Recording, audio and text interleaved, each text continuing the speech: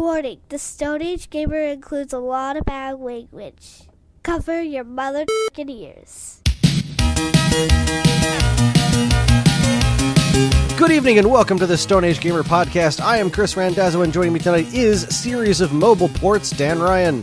So I am just low effort. Possibly my favorite announcement of the entire show. Anyway, E3 returned and we looked at it. All of it. All of it. All of it. How did we enjoy ourselves? Did we successfully predict anything? Prepare yourself for some game-changing 5G because the Stone Age Gamer Podcast starts now. Oh, that's Dan, one. it's going to change the game. If you're taking a shot every time we or Verizon say 5G, you're going to be dead. Taking it to the next level, Dan. The next level. Mm-hmm. Or if you're a fan of the Brooklyn Nets, the Nets level, which is actually pretty good. Did you watch any of that game last night? I don't even know what sport you're talking about. It's basketball, Chris, and oh my god, the fucking Is game. That the orange one? Yeah, that's the orange one, the big orange one that bounces. I brought the orange one and the orange one. You got any balls down there? Biggest pair I ever seen, Dingleberry. Fucking Kevin Durant went off last night, Chris. It was ridiculous. What was he on in the first place? Ridiculous. I don't even know. I don't even know what he was on about. But I tuned into the game. I was playing MLB The Show, Natch. I said Natch. Ew. So I stopped that and started watching NXT. And then the Yankees and the Nets came on. So I had the Yankees game on my phone, and I was flipping back and forth between the Nets and NXT. And when I tuned into the Nets, I got there a little late, and they were losing by 17, Chris. 17 points in the playoffs. It's a big deal. And they won the fucking game last night because Kevin Durant was like, fuck you, Joe Boo, I'll do this myself. And just went off. He had 51 points. It was a fucking thing of beauty. It was great. And the Yankees won.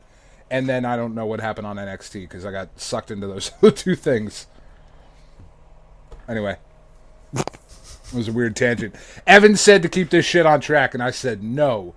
We have to talk about Scott Cawthon, Chris. That's what we have to do first. Who? Scott Cawthon.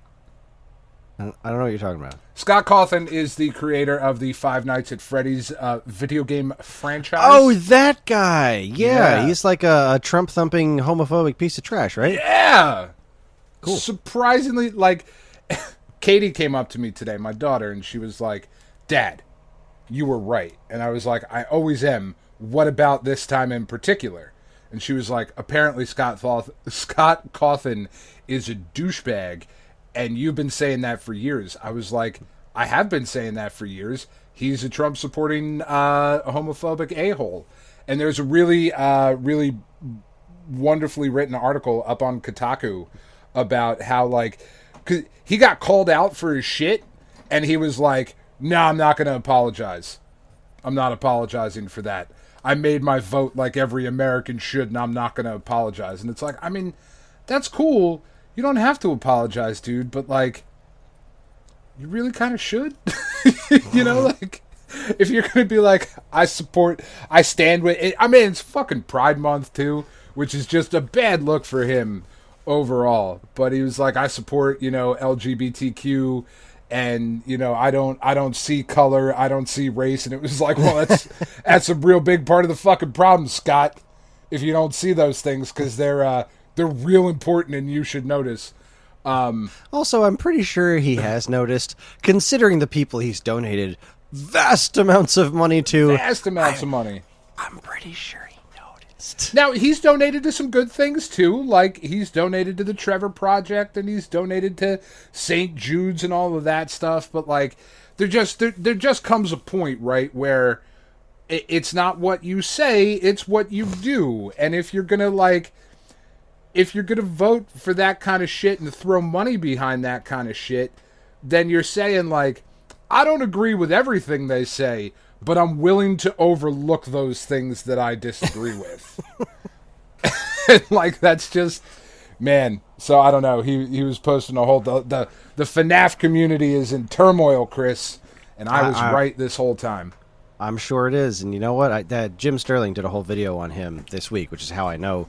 I still didn't remember the guy's name, but how I knew the details of it, and it was a heck of a video to watch. I recommend watching their content.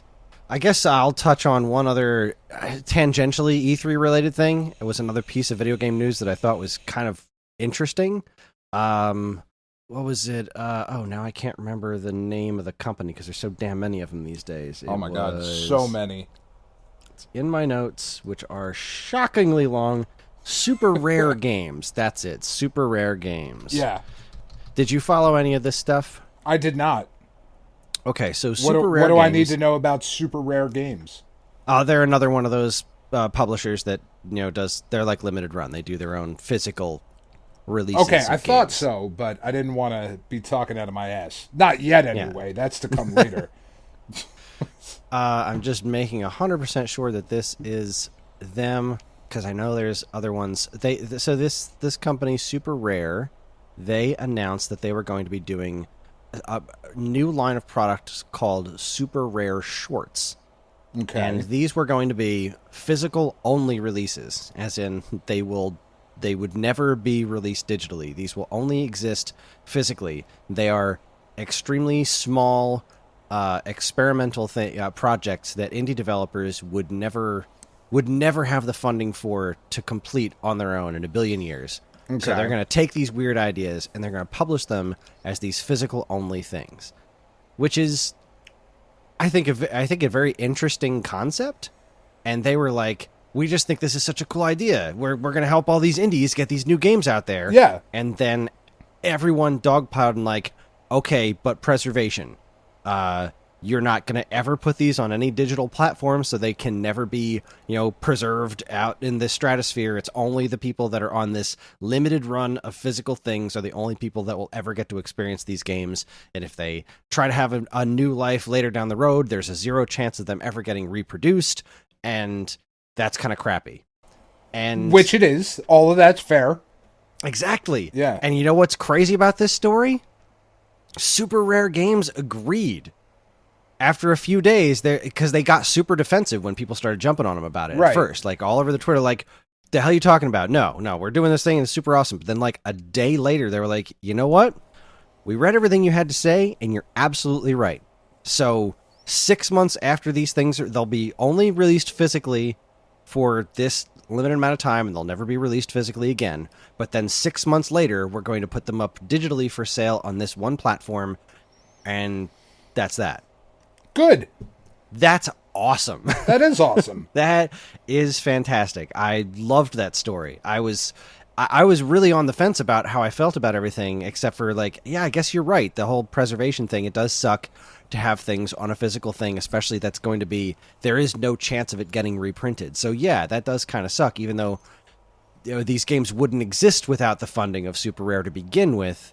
It's a thing, the idea was that they would sell these games, and doing it with this physical rarity thing would guarantee enough sales, for them to make enough money to start their next actual project, Right, for it to be profitable, and they still have to make money, right? And that's what the for the indie developers to make enough money to do their next thing. Yeah. And they figured that a way to guarantee that enough copies would sell for them to do that was to do these super limited runs of things, because people are going to buy the crap out of them because of their limited quantity. Like that's the thing. And they straight up admitted most people will never crack them open and even play them.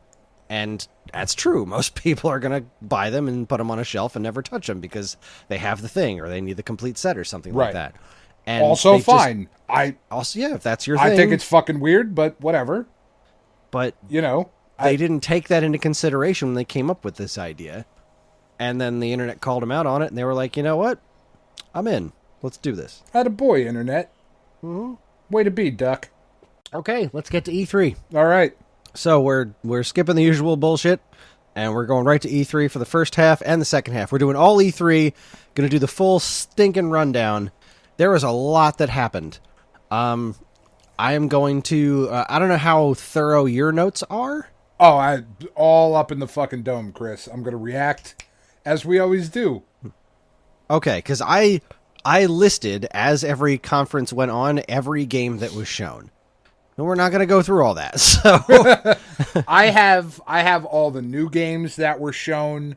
I have two lists. I have all the new games that were shown, and then every game that had some sort of presence at the show. So go do it however you want to do it. You're the host this week. Okay, well, Stressing we're going to start this week. See how you do. We're going to start with Jeff Keeley's Summer Game Fest presentation. This was the first unofficial kickoff. Yeah. And it was good. Neat. It was fine. You know, Yeah. it had some neat stuff. It kicked off with it was Jeff Keeley being all Jeff Keeley about things. Jeff keeling all over the place. That's right. Excuse me. That was a slurp. At least it wasn't a Klondike bar. Nah, that's already gone. Now, you know when you're like drinking a glass of water and then like all you get is the ice cube and then you just kind of drink around it because you're too lazy to just, put the cup down and try again? Yeah. Anyway, so Summer Games Fest kicked off with Tiny Tina's Wonderlands, the Borderlands spinoff. How'd you feel about that? Looks very cool. I will never play it. Yeah, same here. Yeah, I understand the Borderlands games are good. I've played a little bit of them and been like, this is pretty good. And then never touched it again. Like, it's just not a thing that I've ever... And maybe this would be the one that would hook me. I don't know. It definitely won't be the one that hooks me, and that's fine. Yeah. I have perfectly decent amount of respect for Borderlands, and I like that people enjoy them, and I think this is a really cool take on it. It's not like...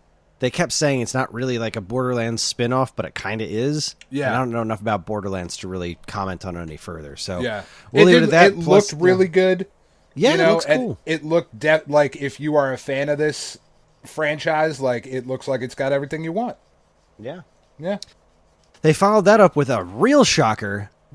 Didn't see this coming a billion miles away, especially this early in the presentation, but Metal Slug Tactics. Yeah. I was so not spoiling the Nintendo reactions, but I was really excited about this game for like 3 days. So it's like, oh man, this is really cool. I think I'm definitely still really excited about it. I don't know. It as of right now, it's just PC. So we'll see about that. But fuck, Metal Slug is awesome. It is. It was brought to my attention that, and let me see if I can find where this is. Metal Slug Tactics, though I was recently clued into the fact that the prince who had that journalist killed now owns a majority stake in SNK. Oh, really? Bin Al-Saman? I guess, yes. That was recently brought to my attention. Fuck, like that's hard, right? Because they're a publicly traded company. You don't have any control over that after a while. Yeah. Like who invests and who buys is, you don't get to be like, no, we don't want your money. Like that's not how trading works. Mm-hmm.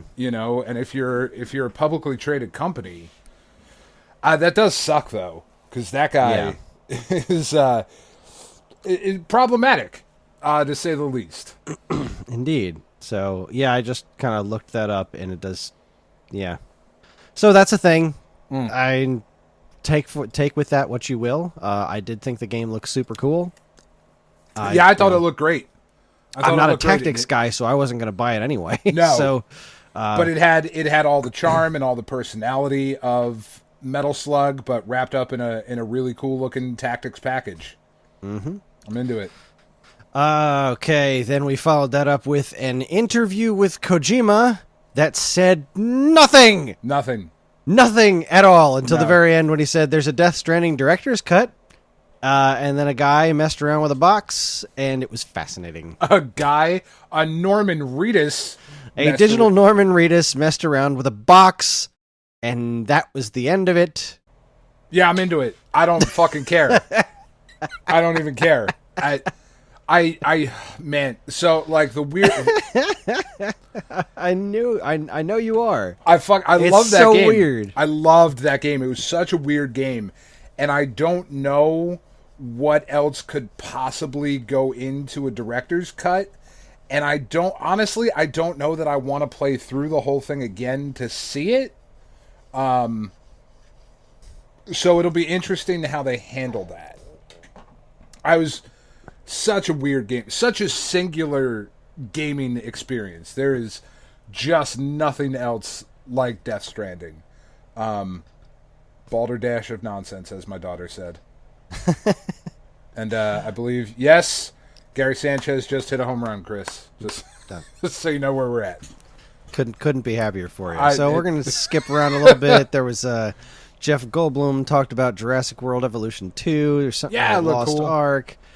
Prime Gaming sizzle reel. Call of Duty. Trying with the Amazon thing. Ryan Reynolds is out here talking about Free Guy. There's an Among Us update. They are trying real hard for that Free Guy thing. They really want gamers. That's right. The gamers. The gamers. Whoever they are. But the Among Us update, that looks kind of neat. Yeah, Hide and seek mode, cool. new map, yeah. Keep that train going. I love excuses to jump back into Among Us. It's fun. Such a cool little game. Salt and Sacrifice, Solar Ash looks cool. Chivalry 2. Man, see, now Solar Ash, I feel like I should be way more excited for that game than I am. My only note was looks cool. I need to look that one up again. I feel like it's something that is for me, and I am not at all excited about it. And I don't know why. Yeah, I don't have a good reason why. Oh, yeah. I mean, it looks neat, but I don't know. I am kind of surprised you're not into this. I think this looks really cool. It's not the show, so I'm not really into it right now. It's not baseball. It's not we got some... let's see. I got up to 12 games from a new publisher, Prime Matter, and then I wrote, okay, I'm not doing this anymore. They were just kept going through games, and I was like, I'll just start talking about the ones that I care about. And then I immediately, got back on my bullshit. Yeah, I think I skipped like 3 games that I didn't care about. Tales of Arise from Namco. And then I noticed that Jeff, up front, said this show was for all platforms. And the first thing he named was the Switch. It had been over an hour and not one single game, save presumably the extra content for Among Us, was for the Switch. Yeah. And then after I wrote that, Sky was shown off. That Sky, that's what that was. I saw that in a thing earlier today on a list of Switch games coming out, and I was like, I don't even remember Sky. But now I see my notes. It's the game based on The Little Prince. Yeah, super into that. That's really cool. It's an update for The Little Prince. Did you watch that Netflix movie with your kids? The Little Prince? You really should. It's really good. I forgot that existed, but yes, I'm going to add that to our list of movies to watch. Like really, really fucking good. I was blown away by that movie. Awesome. Yeah. It is on the list. Yeah, that looked really cool. Yeah, I'm yeah. Is it Switch exclusive? I'm not sure. I did a just search for Sky Switch. Let's see. That was something as your social indie. Okay, this has actually been out on iOS, iPad, and Android, and is being ported to Switch. Ah, okay. So ported with this additional content. Yeah. So we're both right. Yeah. I like that answer. Yeah, that's good. That is one thing that I think they did a really bad job of this year, just kind of in general, is announcing what platform shit was coming to. Yeah. Like, I don't know what's exclusive. I mean, minus Xbox. Xbox always does a really good job of that. Of console exclusive. Or timed exclusive. Like, they always do a good job of that. Everybody else just put announcements out there. Yes, indeed. Yeah, that was annoying. Anyway. Overwatch 2 info. Baldur's Gate Dark Alliance looks cool. Paladins. Monster Hunter Stories 2 trailer. We saw a lot of this game. Man, they are really pushing that, and I don't ever want to hear the fucking word "monsty" again. Oh God, that it's was so gross. bad. I don't know. I don't know. Yeah, I don't know why I hate it so much, but I really do. Because monster and monsty are the same number of syllables. You are saving nothing. You're doing nothing. Cute. You're just You're just being it's monster. Monsty is not even fun to say. No. Boo. Thumbs Boo. Hiss. Yeah. So we'll be hearing more about Monster Hunter later today. Ratchet and Clank launch stream announcement. This game looks wonderful. It really does. It's reviewed fucking fabulously. Yeah. Man, I haven't played a Ratchet and Clank game all the way through in a long, long time. This might be the one after I finish the other two games. See, we don't even get to talk about the fact that I started Star Wars again because it got its PS5 update and Final Fantasy VII Intergrade, but whatever. It's fine. We'll talk about it next week. Yeah, well, that'll be fine. It is worth pointing out that according to random dude on Twitter, Ratchet and Clank is not Game of the Year material because the plants don't move. Oh, well. Yeah, when you walk up to a leaf on a plant, it doesn't move with you, and that's why this developer is not Game of the Year material. That makes sense. I mean, the rest of the game is so rooted in reality, in realism. It's gritty. It's it's all of those things. Yeah, fuck that guy. It's ugly. Without that, it's just a shame. It's a shame. Jesus anyway, Christ. After that, another one that was in seemingly every single thing, everywhere I turned, was Giancarlo Esposito in Far Cry 6. Yeah, man, we're real big on that too. Like, that game was freaking everywhere. It was the Far Cry 6 presents Far Cry 6 from E3 Far Cry 6 show, starring Giancarlo Esposito. And like, he's great. I love that dude. But when I actually finally watched the Far Cry thing, I was like, I don't think he's doing a very good job here. I just wasn't impressed with his accent, so I don't know. Even that, it's just, maybe I just haven't, I've not given enough time to Far Cry. I don't fucking know, man. Like, those games just haven't ever really hooked me. Yeah, they do nothing for me. So, but if that's your jam, yeah, like... Go nuts. Far Cry 6 it up, man. Go on with your I'm bad sure it's self. going to be great. There was a new developer announced called Deviation Games. Huzzah. Yeah. A performance from the Sonic the Hedgehog Symphony. That was kind of cool. Yeah, it was neat. Were they playing Colors, whatever, in the background while that was going on? I think so. Okay. I think that's what the music was from. No, it was from Sonic Unleashed, the song that they played was. I don't remember. Then we saw a game called Tunic, which I wrote down looks neat. Oh, this is that Fox game that's been in development since like the dawn of man or something. Since forever. Yeah, I guess it looks neat. Yeah. Then the Evil Dead game. Oh my man. God. I am way more into that than I should be. So excited. I was like, you know what? I'll boot up the PS4 for this. And then I found out it was coming to Switch. I was like, well, fuck that shit. I'm definitely getting this. I don't know why. I'm not going to like it all that much, but I think I am because I freaking love Evil Dead. Yeah. And it's like, it was pulling from all of them. He's running around with Eric the Red or Henry the Red, whichever. It's like, yes. This looks so stupid. Yeah, I'm you super can in. be the Evil Dead. You can be the camera thing. Yeah. Through the woods. Yeah, you could be the fucking evil spirits. I'm so excited. So into this. Dude, I have purchased every Evil Dead game they have released, and they haven't been great. So this isn't going to be any different, except hopefully that it will be great. It's going to look great. It looks like a lot of fun. It looks like fun, and like it has that Unreal Engine sheen to it, you know? So like it just looks good. Yeah. And seeing an Evil Dead game look this good was I was totally into it. And then the big showstopper, the big ending thing that I'm pretty sure nobody expected it to be at the end of this thing to get the official announcement, but Elden Ring was shown off. Yeah.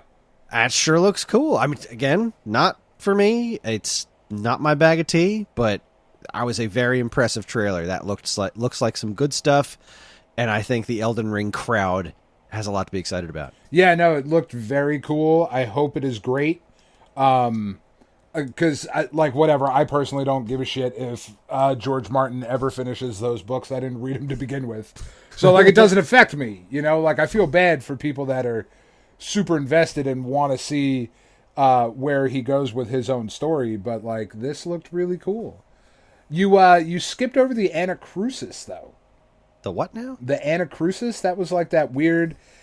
Because every game, I feel like every game is Left 4 Dead now. Everything's like a 4-player shooter. Isn't there an actual spiritual successor to Left 4 Dead? Yeah, Back 4 Blood. Back 4 Blood, yeah. Yeah, which looks... This isn't that? Amazing. No, the Anacrusis was like a 4-player squad shooter thing with zombies, but like a weird kind of retro, funky sci-fi look to it. Wow, I have no memory of this one. Yeah, I must it looked have really been cool. looking away or something. Oh, okay. I think it is a console exclusive for Series X, but it looked very, very cool. What is it called again? The Anacrusis. Anacrusis. Yeah, no, I don't even recognize this. I don't even think I saw this. Yeah. Oh, this does look kind of neat. It's really shiny. That's weird. Yeah, it's like Not a what I weird expected. retro futuristic sci-fi kind of thing. I don't know. Yeah, Looks it's got very that cool. kind of 70s look. That is cool. Yeah, kind of into it. Because you were saying zombies, and I just have this immediate picture of zombie apocalypse. But no, this is all very clean and 70s sci-fi. Oh, that's neat. Yeah. Huh.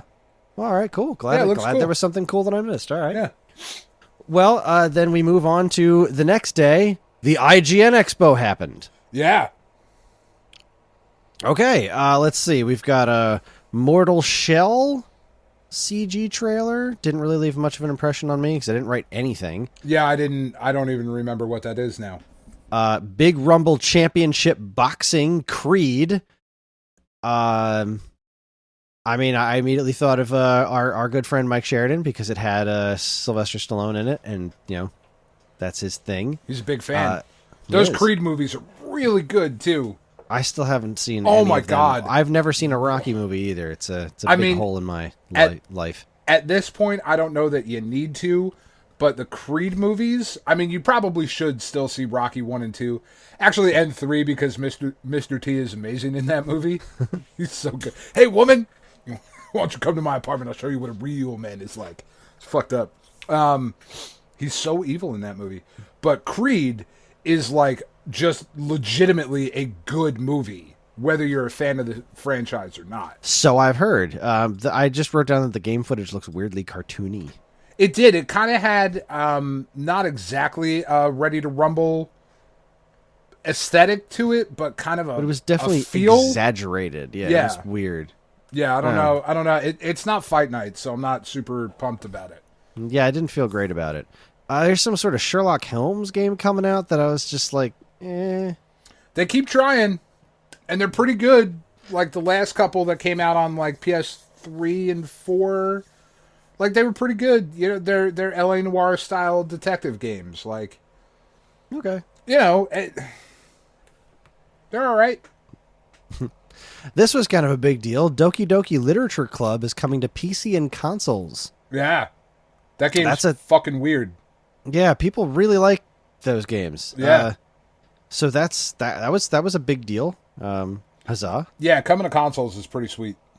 More Wonderlands info, and then Sifu. Did you see this one, Sifu? No, I didn't. I missed that. Was this No, I wrote down. There was one. There was a game that was shown off that was just like, yeah, this is a Dan game.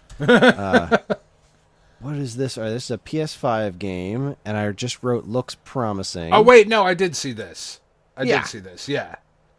Yeah, this looks all right. pretty cool. The thing about it is how the fighting seems to work. It looks like it's very the fighting's very intentional, very lots of fast hits. It looks promising. I thought this one looked really cool. I'm not 100% sold on the art style. There's just something about it that's a little off. I don't know. I dig it. I think it looks cool as heck. Yeah. Let's see. World of Wild West Dynasty. My only note for that was I don't get it. Holly Ollie World looks great. World of Z Aftermath, I don't care. Bramble the Mountain King, I only wrote yikes. But who cares? Because Skatebird. Skate fucking Bird. Game of the show. We saw a lot of Skatebird, but that's fine. Game of the and show. then they followed up with another one that I was weirdly into, Unpacking. Yeah, that's definitely a you game. It's 100% a you game. Yeah. Like, is this literally just a game about unpacking and organizing stuff? Yeah. Yes. Yes, please. I'm in a game about unpacking stuff. Right? My note was, looks weirdly good. It's kind of surprised me. 2 Point Campus, I don't know. 2 Point's apparently a thing. I've never heard of it before. 2 Point Hospital is a thing, right? Isn't it 2 Point Hospital? I have never heard of this before. Really? No frame of reference. Yeah. No, it's But a thing. there's a 2 Point Campus, so okay. Yeah. Let's see. Just could not care any less. Yeah. Just not my Arcade thing. 1-Up. Arcade 1-Up Street Fighter cabinet with Wi-Fi. Yeah. Fuck yeah. And That's the awesome. Ninja Turtles, they're doing the same thing with the Ninja Turtles one. So okay. One of these days, Chris. I kind of wish I had I wish I had money to throw around at some of that stuff, but you know. One of these days, I will have a fucking arcade cabinet. And it's going to be awesome. I'm really excited about it. That will be a good day. Not yet. They're fucking expensive. I'm going to skip a bunch of stuff. Streets of Rage 4 DLC footage looks great. Big surprise there. Something called Core Keeper? What was it? Core Keeper? Yeah, I wrote looks neat. Let's see. Core Keeper. On Steam. This was a PC game, like a little, kind of looked Zelda-y, right? Oh, yeah. Yeah, looks neat. Not amazing. Audio Clash. That was kind of cool. Yeah. It was like that Battle of the Bands game.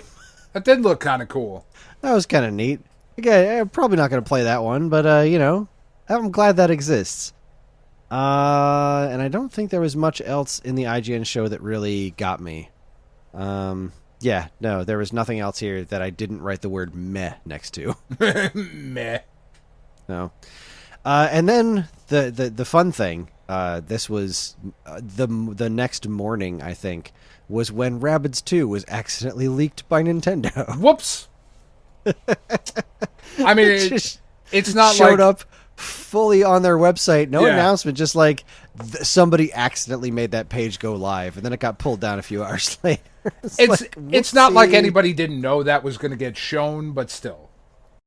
Still, it would have been a pretty neat thing to show off in the In the the Ubisoft show. Ubi Forward or whatever. Yeah, we'll get there, but first we got to talk about the Wholesome Direct. The Wholesome Direct. This was literally, we talked about, we didn't really understand what this was, and it's literally what it sounded like. It's a bunch of like wholesome, family-friendly games, Which is awesome. Yeah, that's Like, kind there of were- neat. I don't love the name, but but whatever. Yeah, because it feels like I don't like the name because it feels like you're saying anything that's not here isn't a family friendly game, and like that I don't know. There's just kind of an antagonistic tone behind it, which I suppose you don't have to take it that way, but I did. But there was a lot of cool looking stuff here. yeah, nothing really blew my skirt up. I mean, Skatebird was here.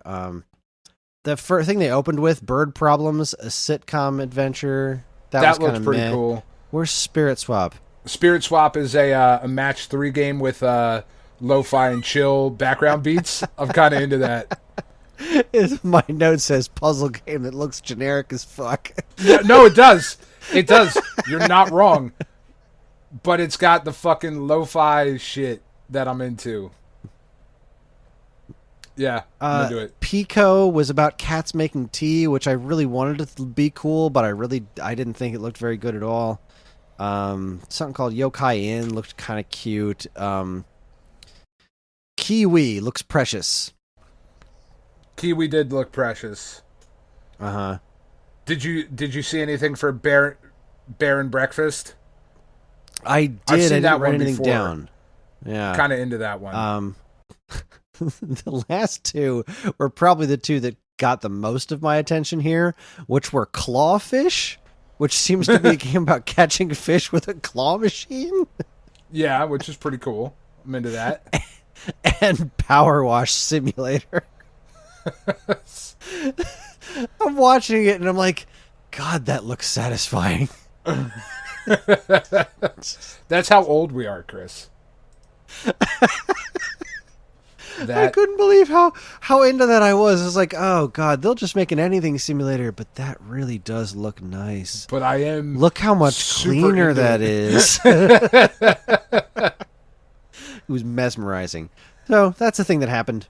Yeah, no, this was a good little show, and I really wish they would have named it like family focused, something different.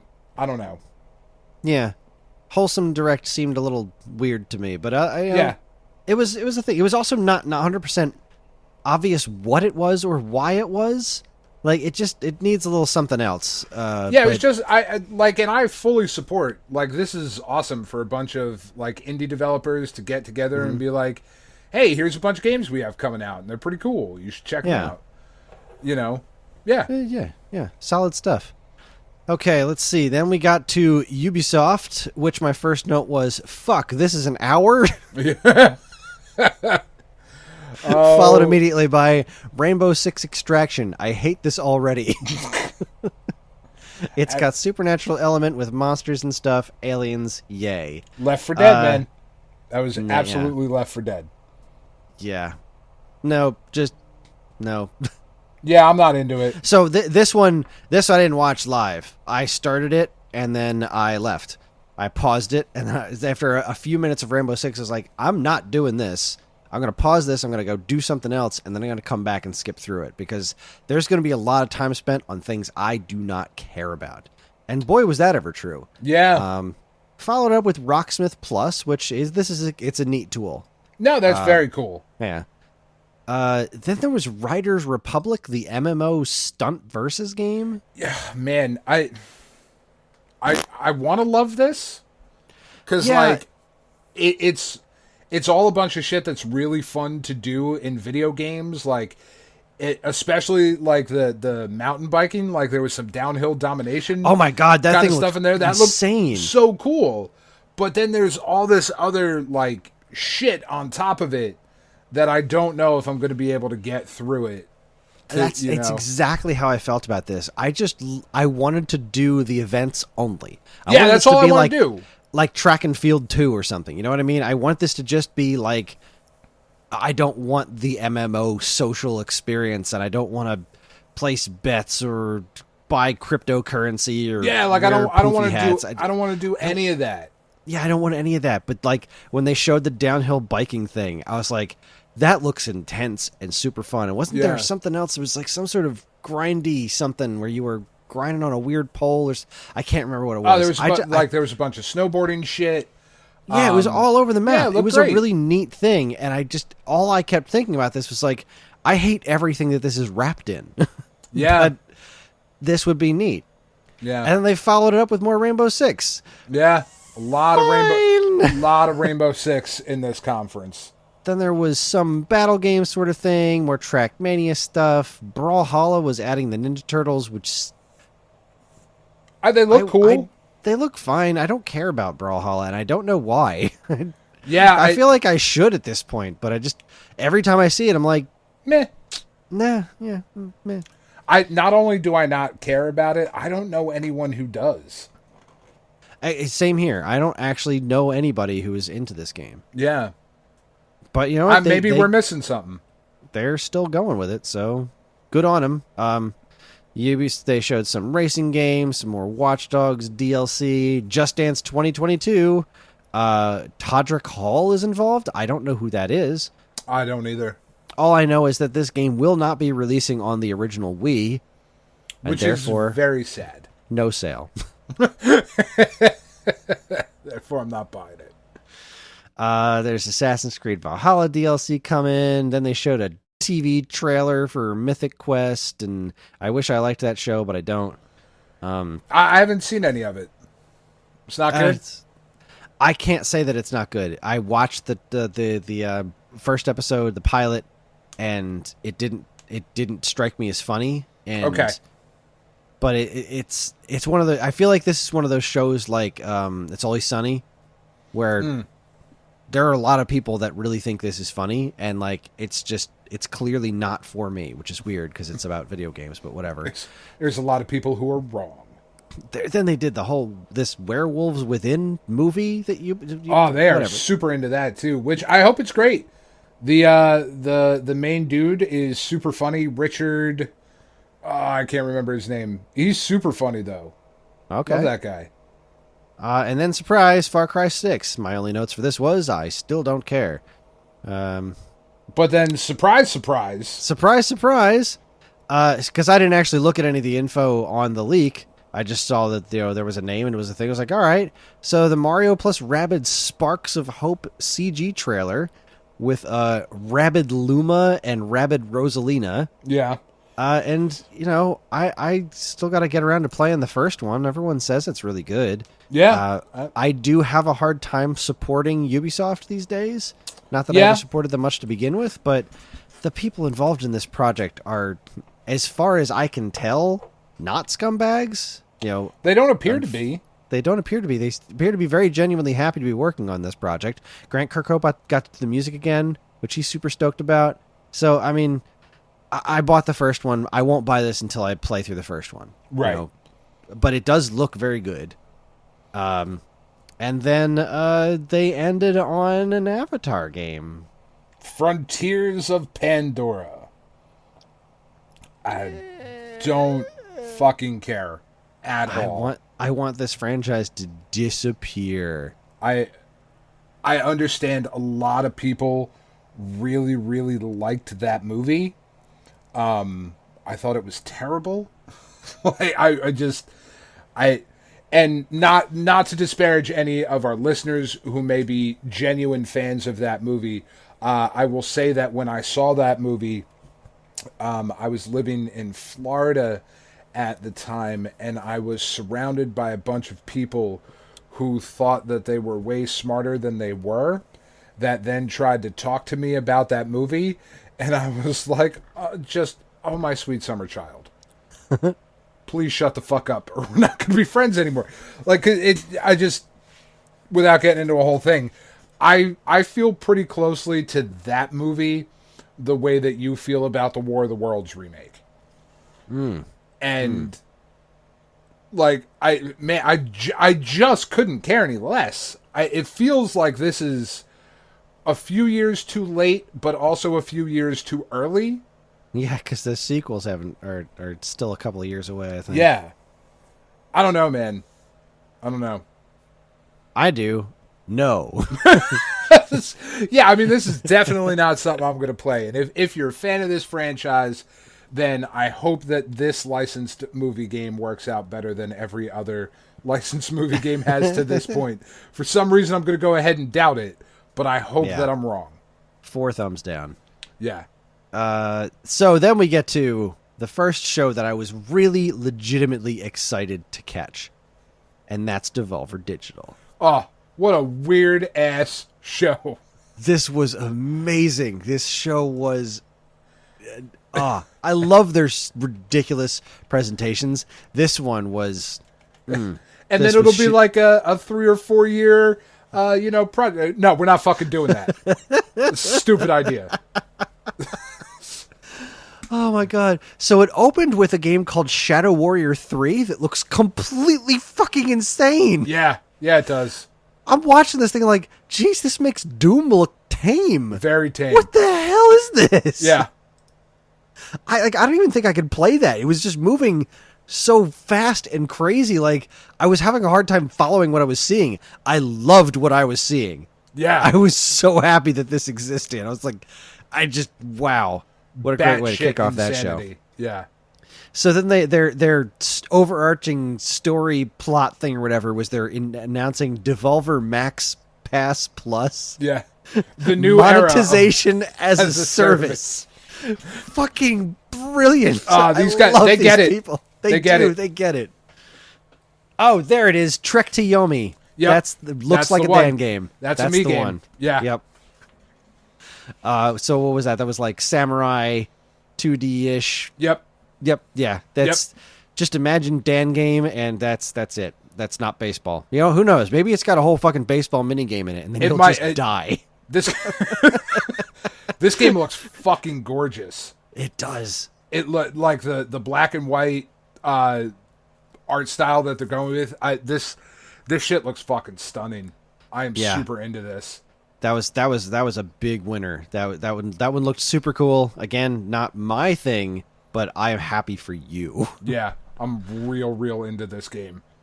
There's something called Phantom Abyss that I thought looked really cool. It's like an obstacle course thing where you're playing against all the ghosts of people who failed before That you. did look cool. That looked neat. Yeah. I'd like to try that. I probably won't be able to unless they put it on Switch or something for some super cheap price, but I like the concept. It looked like fun. It looked like a very... What's that Wipeout TV show, except like like actual sharp objects? Yeah. That really looked neat. pretty dope. Meanwhile, Wizard with a Gun looked cool as heck. It did. I don't think it's something that I would play, but it looks very cool. Yeah, again, I'm not 100% sold on it being for me. Like, I kind of, it's one I really wanted to be for me, because I was watching this trailer like, oh, this looks neat. I like this art style. I like this. I want to like this a lot. Wizard with a Gun. It looks so cool. It's a good title. Probably, yeah. I'm not super into isometric games. Yeah, that's kind of where I'm at. I'm looking at this and thinking, there's a reason I haven't put any time into Bastion yet, you know, and I'm sure it's going to be good because this looks really good. Yeah, I'm gonna have to see on that, but it looks really freaking cool.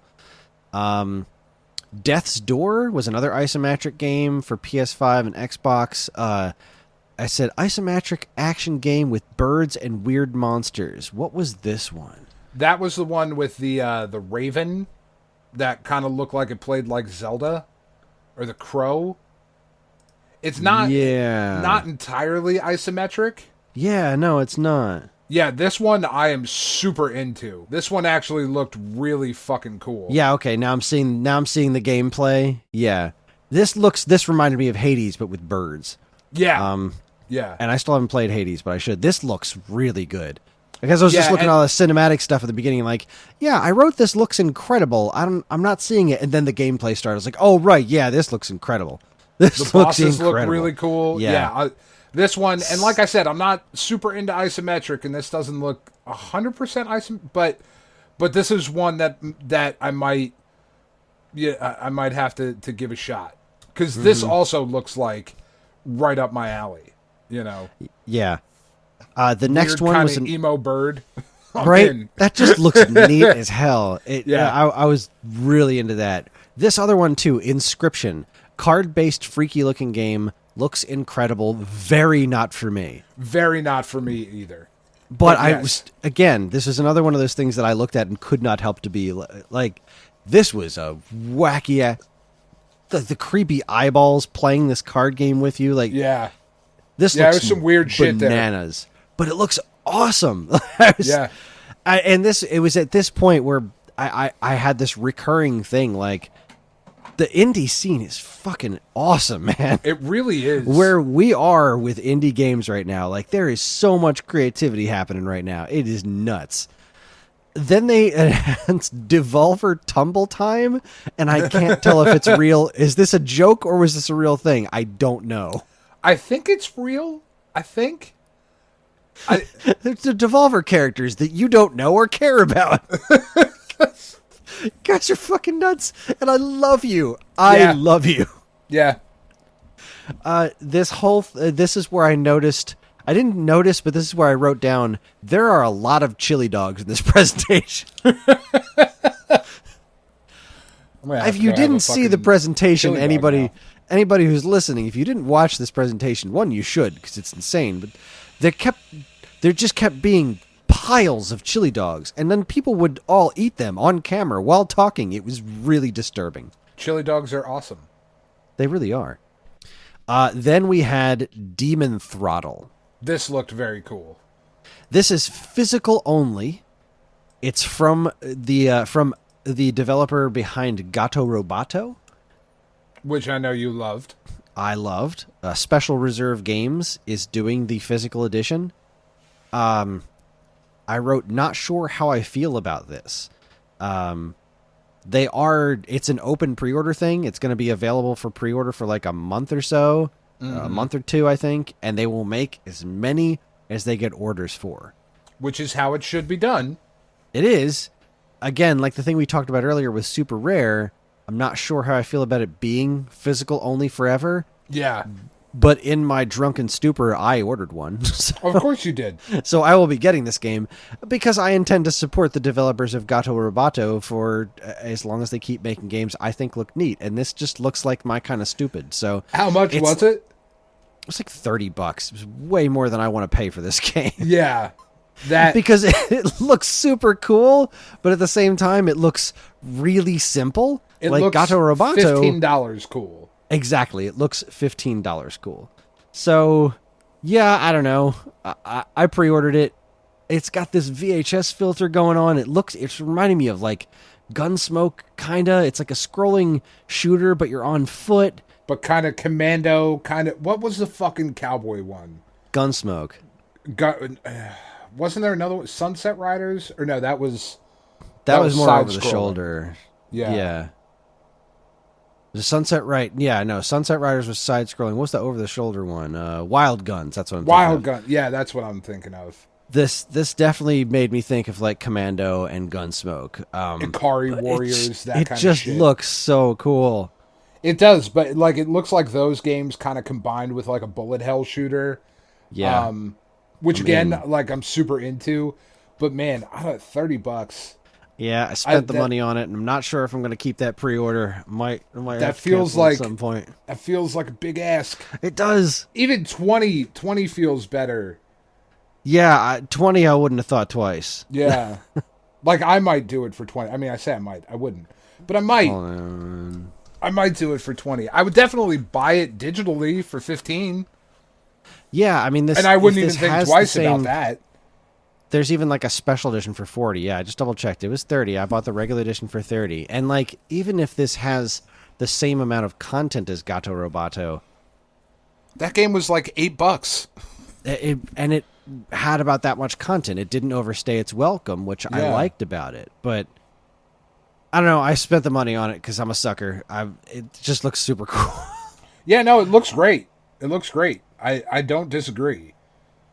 And the last note I said was about them just taking the absolute piss out of NFTs.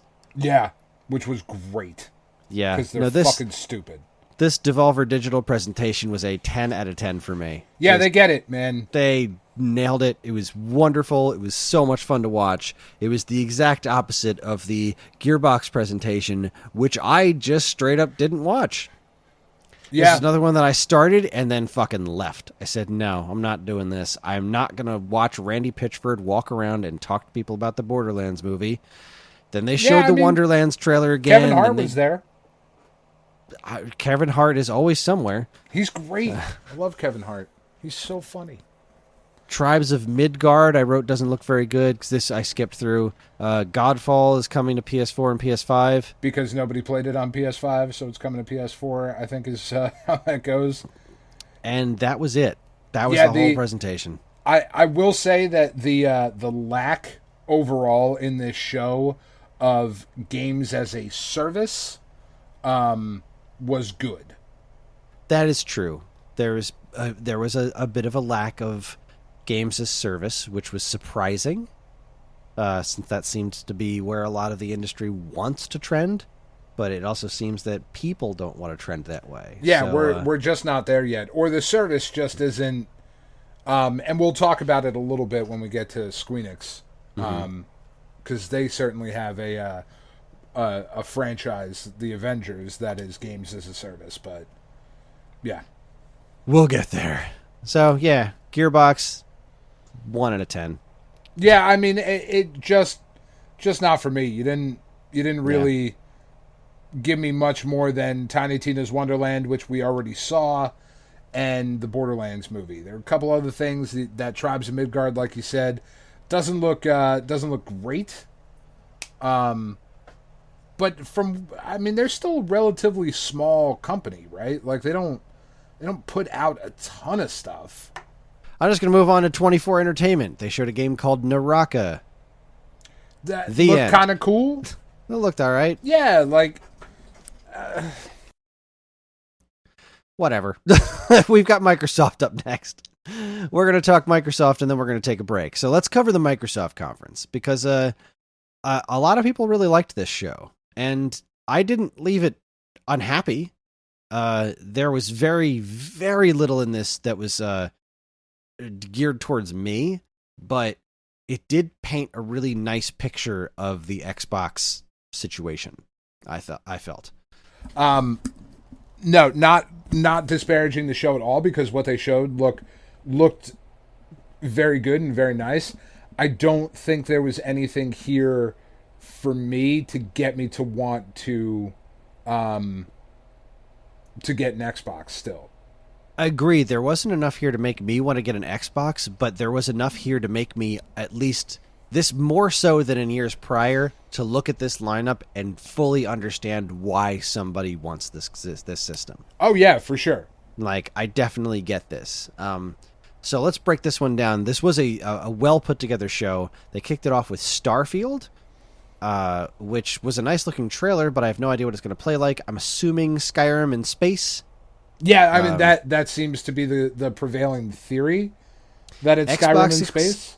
Xbox exclusive Game Pass day one. They hit this Game Pass thing hard. They did. I think they showed like 27 out of the 30 games they showed are coming to Game Pass. That's big. It's a wonderful service, man.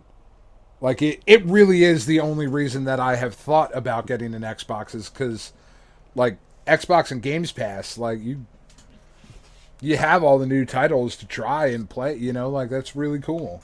Yeah, I mean, it's one of those services that kind of scares me more than anything, because I already have more games than I'll ever play. Sure. But, so I feel like it would really overwhelm me. But fortunately, most of the games on the service are not geared towards me. So, right. Yay. Stalker 2, first to Xbox and PC. It's a brown first-person shooter that I don't care about. The Stalker games are pretty cool. Meh. That was all Back 4 Blood. Yes. I'm super into that game. What is this game's relationship to Left 4 Dead? Is it like just that they don't own the rights, so they were like, fuck it, we'll just call it Back 4 Blood and make Left 4 Dead again? Yeah. The people that made Left 4 Dead 1 and 2 are no longer working for Valve. Valve, was it? Yeah. Okay. So now they're just making this. Yeah, that game looks amazing. I can't wait. Back 4 Blood, I think, is an even cooler name, too. Yeah. So I like it. Left 4 Dead 2 is some of the most fun I've ever had playing on a Microsoft system. I used to play with my buddy Brian. That game's fucking amazing. I fucking love that game. It's just so fun. And if this is half as good as Left 4 Dead 2, and by all accounts it's going to be, this will be up there for Game of the Year. Like, it is that fun. That's awesome. Yeah. It did look super fun. As did Left 4 Dead. Again, not my bag, but I actually think you would legitimately really enjoy those games. You're probably not wrong. They're so over the top and so silly. I would need to have someone to play with, though, right? But yeah, you got to play with 4 people, like, or at least one other person that you know, and play online. Like, it's fun. Yeah, it's fun. The next thing they showed off was a game called Contraband that I remember nothing about, because my only notes are, if this isn't a cross between Contra and Rock Band, I'm out. It was not a cross between Contra and Rock Band. Yeah, really, so I don't know what it was, and I don't care, because it's not that. Do you remember anything about this game? No, it's a co-op game, I believe. Good enough for me. Yeah. Sea of Thieves, A Pirate's Life. I don't know how I feel about this. Like, Pirates of the Caribbean stuff. We've got Johnny Depp in there. Disney crossover, baby. I feel like the pun very much intended ship has sailed on Pirates of the Caribbean, but maybe I'm wrong? Man, I don't know. Those movies are still great. Yeah. Isn't there a new one coming out soon? Isn't there always? Yeah, that's fair. That's fair. You know what? I hope that this made Sea of Thieves fans happy. Are people still playing that? Like, I think so. I think it has they? a community. Okay. Which is cool. I'm glad it's continuing to get support. And I like the mythology in Pirates of the Caribbean, even though it's it's super cool, batshit crazy. But all right, okay, yeah. It was definitely not something I saw coming. That was a surprise for sure. All the Yakuza games are going on Game Pass. That's awesome. Yeah, sweet. Followed by Battlefield 2042. My only note was whatever. Yeah, don't care. Game called 12 Minutes. Yeah, that game looks really cool. Yeah, I'm not into it. Yeah, neat idea. I'm not into it. I'm super sad. I'm not going to play it. And then Psychonauts 2. I mean, look great. It's gorgeous. It's gorgeous. Game Pass Day 1. Game Pass Day 1, which is huge. If it was not going to be coming to PS5, that is a game that I would buy the Xbox for. No question. No question. That is how much I love that franchise. But thankfully, I know you do. Thankfully, I don't have to. Thankfully, that game was announced before the buyout, so you're safe. Oh my god, it looks amazing, though. It looks absolutely amazing. So I'm good. It does. Yeah. Really outstanding. Big, good. That was a big thumbs up for me. Yeah. Doom Eternal being optimized for Xbox Series, 10th anniversary of Skyrim. They're seriously still trying to make Fallout 76 a thing. All right. Yeah. Elder Scrolls Online, Party Animals, Hades is coming to Xbox. This is just rapid fire here. Somerville 2022. Stop me if there's something important you have to say about any of these. Console launch exclusive. Halo Infinite. Look, I think this game looks good. I mean, again, I think I'm so not too. a Halo guy. I don't understand what everyone's complaining about. Every time this thing comes out, like, oh, the graphics look terrible. I'm like, fuck you talking about? It looks like a video game. I don't know what I'm missing, because I look at it and I say that looks like a really pretty game. It doesn't look as good as some other games, but it looks very much like it is in the Halo universe. Yeah, I mean, it looks neat. I guess I'm vaguely intrigued by even the storyline looks kind of cool. I was trying to find the AI Cortana or whatever. I don't know the details. I just think I think it's neat, and the Halo franchise has earned my respect. I figured it was going to go away, and it hasn't. And even through a couple of low points with releases of games that people haven't been over the moon for, they still put a lot of care into this franchise. And I think that's what draws me to it, is that it very obviously strikes me as a game that is made by people who care about the game. Yeah, Microsoft, above all else, with Halo, added a spoke to the wheel. Mm-hmm. And that is not fucking insignificant. I don't know if you can argue, there's not a lot of spokes on that wheel, and I don't know if Microsoft has many others other than Halo, but that is huge and significant. Master Chief is such an iconic, singularly identifiable brand character. That's massive. It is. And I think this game looks pretty cool. And Yeah. it's holiday this year. The multiplayer is going to be free to play. Yeah, that's awesome. It's cool. Yeah. All right, back to rapid fire. We've got a Plague Tale Requiem. That looks really cool. Far Cry 6 was here again. Far Cry 6. Yay. And then there's Slime Rancher 2. My note was, there was a 1? Looks cute, I guess. Katie was watching this conference with me, and she was blown away. Her little mind was just I really hope that's coming to PlayStation or Switch, because we don't have an Xbox, and I have to get it. Ooh, maybe I'll play it on PC. I don't know if I'll play it on PC, because I didn't play the first one on PC. You know what? I have to go back and check out all my slots. She just went off on this fucking tangent. She loved that game. It's a really cool little, first-person farming thing. Like, I don't know. It's super weird, but Katie was... she was more excited about this than anything else in the show. Like, all of E3, so... Just says platform Microsoft Windows. Yeah. I don't even see it listed as an Xbox thing. That is what the first one was as well. It was just PC, and then eventually it hit all the consoles and shit, and there was some DLC for it. Neat. Yeah, it's a cool little game. It's something that, like, John and Ellie would back like to the too. rapid fire. Shredders. You go around and you catch all these slimes, and then you have to grow them and all that stuff. It's cute. Okay. All right, anyway, we got Shredders, Atomic Heart, Replaced, Grounded, the Among Us update, Ayuden Chronicle?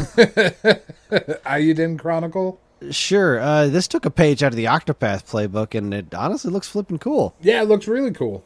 That's neat. The Ascent, Age of Empires 4. I'm not even... Is Age of Empires 4 a new one? I thought there was like a sixth one of this. I don't know. No idea. I loved this trailer. The Outer Worlds 2. Outer Worlds 2 had such a good trailer. Oh, that was such a good trailer. And now we'll pull back to a hero, but only shown in shadow. We don't have anything to show. There's nothing of value, but we have a name.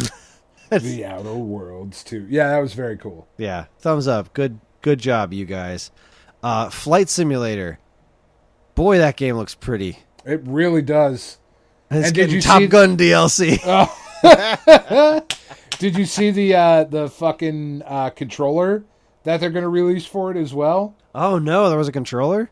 That thing looks fucking nuts. Oh, yeah. No, I didn't see it. Yeah, like a whole cockpit kind of fucking thing. It looks crazy. Nice. Let's see. Forza Horizon 5 sure looks like Forza. Yeah, man, it looks really good, but really not for me. Again, like, I don't want to do an open world racing game. Like, just let me go from thing to thing. You know, I don't want to drive to the next event. That's it's just not what I want to do, man.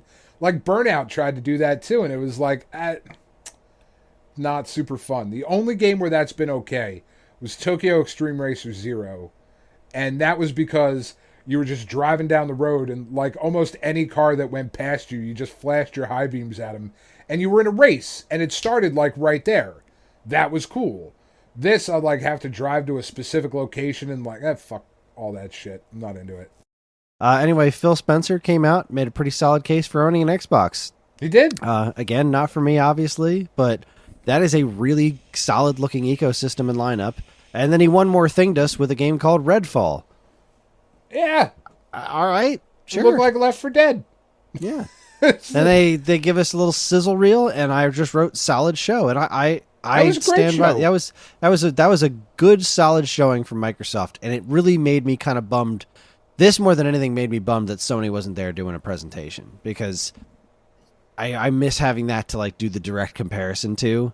Because it's hard to compare the Microsoft show because people are out there being like Nintendo won E3 and they're like, no, Microsoft won E3. There's 27 games coming to Game Pass, and like apples and oranges, man. These are really two very different flavored things. Yeah. I think whoever won E3 is whoever made you the happiest. Right, which is obviously in television. Obviously. So. Oh, we'll get there. Poor Tommy. So yeah, big ups to the Microsoft community. It was a great show. If you own an Xbox, you are very happy right now with the shit that's coming for it. And I finally understand it. Like they finally made a case for me. Like I kept looking at it like, well, they're not selling me on an Xbox, and then I realized, well, they're never going to sell me on an Xbox because they don't make the games that I want. But I understand. At first, like especially in the last generation, I didn't understand why you would want an Xbox One over a PlayStation 4. Mm-hmm. In this climate right now, I totally understand why you would want an Xbox Series X over a PlayStation 5. Because you can get one. Because you can get one, and it will fit on a shelf. Yeah. It's rectangular. You can stack it. But, joking aside, I think they've carved out a niche for themselves, and I understand it now. Just like I understand why you want to be a part of the PlayStation ecosystem. And This worked for me. This is a big win for them. So, huzzah! It's break time. But Chris, you're missing the most important thing. Which was the fridge. Did you not see that at the end of the Microsoft show? No. When we go on break right now, rewatch the last 30 seconds of the Microsoft show, and then we'll talk about it when we come back. Okay. We're going to take a break. When we come back, we're going to talk about the Xbox Series X fridge. How did I miss this? All right, we'll talk about that, and then all the rest of the conferences. You're listening to the Stone Age Gamer podcast from geekade.com. Stick around.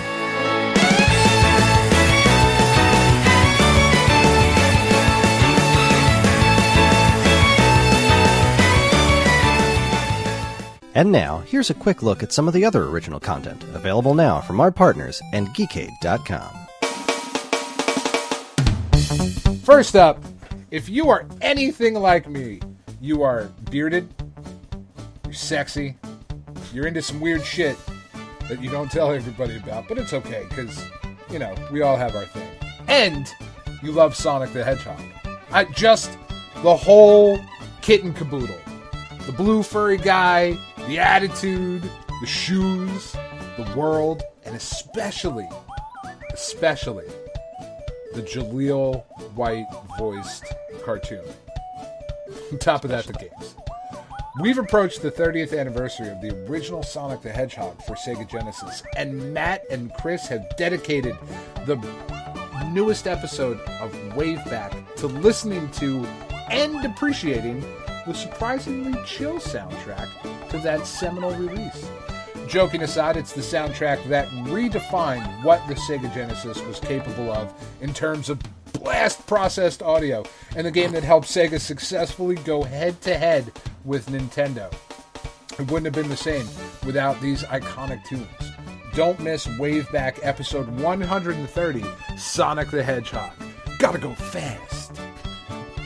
Next, do you like sketch cards? I love sketch cards. I like sketch cards too. But if you want our intrepid editor Evan's lovely fiancée to draw a sketch card for you, and really, why wouldn't you? She's a very talented artist. Your time is almost up. Over on her Twitch channel, the ever awesome Angie is only doing sketch cards through the month of June. And then that's it. It's over. The dream is dead. Dead. Dead as a door now. D-E-D-D. Dead. Double D for dead. But it's not all bad news.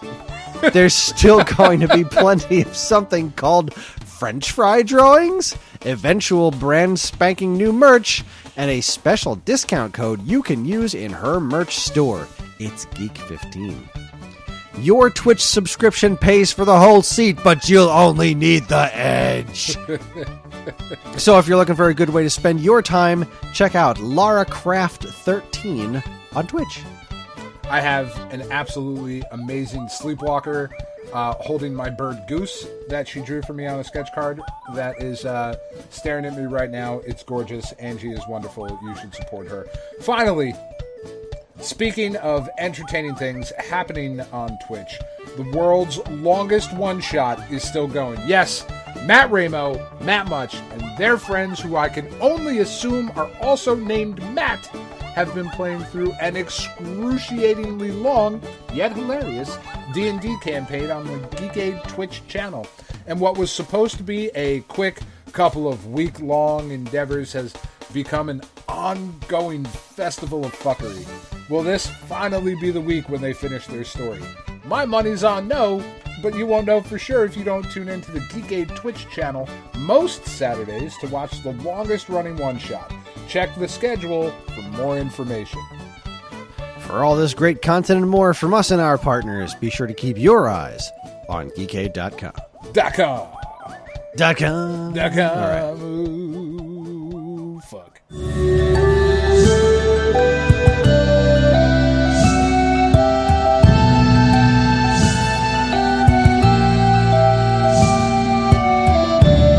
And we're back.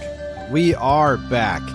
And I'm feeling good. I'm feeling feisty. So Like I say to myself every morning in the bathroom, let's keep this shit moving. Oh, The Xbox Series X fridge was fucking genius. That was wonderful. how great is that though? Like, and it happened because they won a Twitter poll for the best like meme account or something like that over Wendy's, which is absurd, first of all.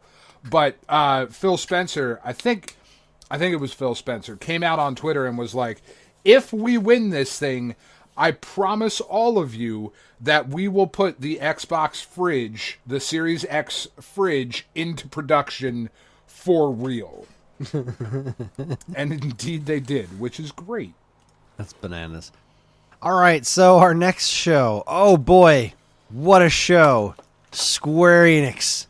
The old Squeenix got up there and squeenixed all over. Chaos! I'm here to kill chaos.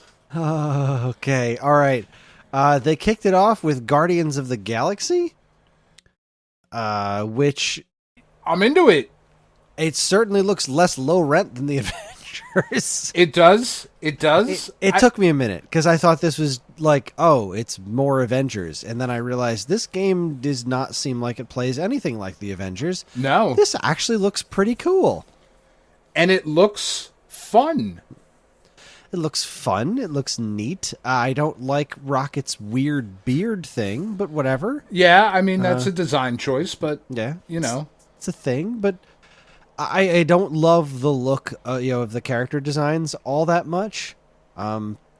If you're not going to actually do the movie, then I would prefer to like kind of aim a little bit closer to the way they look in the comics, or looked in the comics before the movies were so successful. Yeah, it's such a weird place that they're in, right? Because it's not a comic book game, and it's not a movie game, but people know Guardians of the Galaxy from the movies. Like, yeah, they don't know the comics. I love those comics, but like, let's not fucking make any bones about this. The Guardians of the Galaxy book is not the #1 book at Marvel. It never has been. It never will be.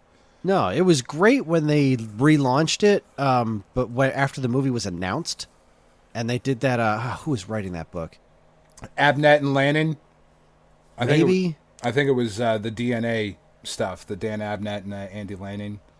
It was the first modern reboot that kind of made Yeah. the team, Rocket, Groot, and Gamora and whatnot. I thought that was really good. I enjoyed It's that. really good right now. Like, currently, that book is really good.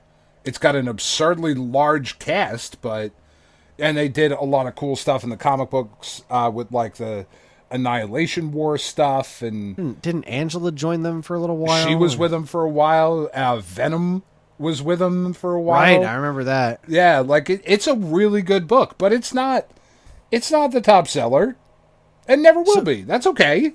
Yeah, that's fine. Either way, this game looked kind of cool. It really, I'm still so put off from Avengers. I just don't think that game looks good at all. I'm glad you had fun with it, but meh. So yeah, Guardians of the Galaxy. Yeah. That I'm into was it. a thumbs up. And it's coming to everything. And that's the surprise. Surprisingly enough, we didn't hear the end of that for the end of this game during this show, which it seemed like huge shock. But I'll get to that later. Yeah. This next one, oh my god! So let's start playing the music. It's a Final Fantasy Pixel Remaster. What's a Pixel Remaster? Oh, I'm into this. This is Final Fantasy, Final Fantasy 2, Final Fantasy 3, Final Fantasy 4, Final Fantasy 5, Final Fantasy 6, all coming to your mobile devices. Oh, fuck. What is wrong with you? They must do really well with them in other countries. They must. Every Final Fantasy game past 7 is on like everything right now. Yeah. The first 6 games, for whatever fucking reason, and like these pixel remakes, it got weirder after this. Like, first off, I was super into this, and then they did the Steam mobile thing. I was like, oh, fuck off. Yeah. Just go, bad. Die in a fire. boo. But Boo but this then man. it got even weirder because like people started dissecting the screenshots and they're like redrawing the pixels again. Yeah. But they look better than they did, but they still don't look anywhere near as good as they did originally. Yeah. I don't get it. I don't either. I don't get either. it. Just do the action for once in your life. Do the real minimum effort thing. Take the originals. Stop fucking with them. Just take the originals and let us play them again. That's it. That's all anybody wants. That's what I want out of you. That's what I want out of Dragon Quest 2. They won't do it. It's what I want out of Chrono Trigger. The original. Oh, just God, let me buy fucking Chrono Trigger. Let me buy the original code. Don't fuck with it. Give me the non-smoothed over, creepy ass. Give me the original chunky 16-bit sprite Chrono Trigger. ROM dump that shit. I'll pay for it. I don't care. Yeah. I just. Ugh. Yeah. And I felt very good because I went online afterwards and that was all anyone was talking about. Like, what the actual fuck were you thinking? Anyway, then they dedicated a bunch of time to Legend of Mana, which still looks great. Yeah. I'm still not going to play it because I haven't finished the first 3 Mana games. I'm glad this is coming out on modern platforms because that means if I ever get to this point in the franchise, I'll have a more modern take to buy. Sure. But, yeah, man. Final Fantasy Adventure's great. I hope I finish it someday because I really want to play Secret of Mana, and I still haven't started that shit yet. No. Then they showed off more Avengers. At least they haven't given up on it. There's a Black Panther expansion. I think it all looks awful, but it's really fun to play. It's really fun to play. To hear that. And I am really excited for the Black Panther stuff. I was kind of bummed we didn't get any more info on the Spidey content because the Spider-Man stuff is still coming at some time. Exclusive content. Yeah, it's still coming at some time this year, and I'm interested to see where they go with it and how they do it and like what the missions are. It is still very much games as a service, and you can play through and ignore a lot of that shit. You really can. There is a certain amount of grinding and whatnot, but it is really fun. It does play really well, and you feel kind of badass after you, like, takes a little while to get there, but man, it just, the thing about that game that really just breaks my heart is that it makes me wonder and long for what could have been had you just made the game. You know? Chaos! I'm here to kill chaos. But before we got to that, we got Hitman Sniper for mobile, Near Reincarnation for mobile phones, some sort of mobile other Final Fantasy bullshit, more mobile Final Fantasy bullshit, Brave Final Fantasy Excavus VII or whatever. First Soldier mobile. Blah. It was all just dripping with gotcha, loot boxy, microtransaction-y, mobile. It was the worst dregs of everything you hate about mobile gaming smeared all over these brands that people care about. Yeah, like I said, they must be doing really, really well in Japan with that shit. They've got to be, because has to be. All looked gross to me. Yeah. Boo. Platinum Games Babylon's Fall. There you go. I really wasn't into that. Me neither. Which makes is me sad. surprising. I always want to be into Platinum Games stuff, but it was like I wrote looks neato because that's as far as it went for me. Yeah. Sure. Okay. Okay. Looks neat. Yeah. Good for you guys. Wasn't super into it. Yeah. Surprisingly, really, really surprised by that.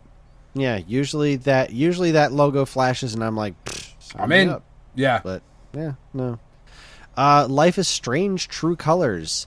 This is apparently a whole ass thing. I tried the first one, didn't get into it. I could see what people liked about it, just wasn't for me. Yeah, I am shocked I it is as big as it is. Yeah, they keep making them, so people must keep buying them. So all right, that's my assumption. Then we had the showstopper, though.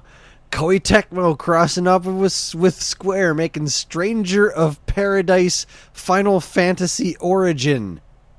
Chaos! Chaos! I'm here to kill chaos in my t-shirt. What the hell, man? Weird, man. I don't know. I didn't know what to make of this one. I can't say that it looked bad, but I can't say that it looked good either. I was just dumbfounded by the whole thing. It was a weird trailer. Like, Team Ninja makes some weird shit, man. Absolutely. I don't get it. Yeah. No. Yeah. No. Anyway, I don't know what to say. I'm still dumbfounded by this. Chaos. Just yelled chaos. Chaos over and over again. The last boss is going to be Shadow the Hedgehog. All right, I'm in. Chaos control. It's a secret third partner. They ended on a sizzle reel, and my official review of the Square Enix conference was. I was really surprised that there was nothing new for Tomb Raider. I was really, really surprised that there was nothing new for Forspoken. Because that game looks really fucking cool. And it was in the sizzle reel, but like nothing new about that. I don't know, man. It was a weird... I don't know why they bothered. I don't either. Not as much as another company that we'll get to, but yeah. But still, that Final Fantasy thing just broke my heart. That just lifted me up and dropped me right down to the toilet. Because I'm not as interested in new Final Fantasy games. I'm just not. But the old ones, I have more curiosity on. Yeah. At least messing around with, because I loved 6. And I want to give 4 more of a shot because people really love that game. 4 is great. 4, 5, and 6 are outstanding.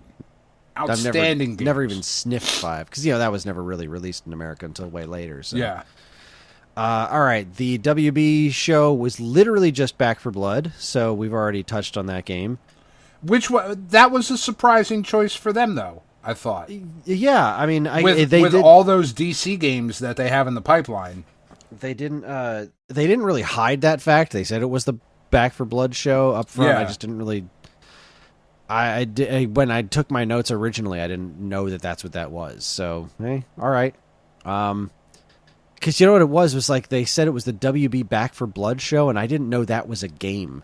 I thought they just named their thing. Before I realized that was an actual game in development, I thought that was like, oh, they're going to talk about some like Mortal Kombat DC crossover thing or something again. Oh, okay, all right, sure. Let's watch. No. Okay. PC Game Showcase was literally nothing of interest to me. Now they didn't show half Portal 3, so I'm not into it.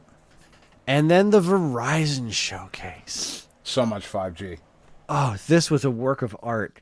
If you haven't seen this, go look it up and watch it. It is every corporate speak thing that's ever been at E3 condensed into this like hour long, almost it felt like forever. I didn't watch the whole thing. I just couldn't. I just couldn't do it.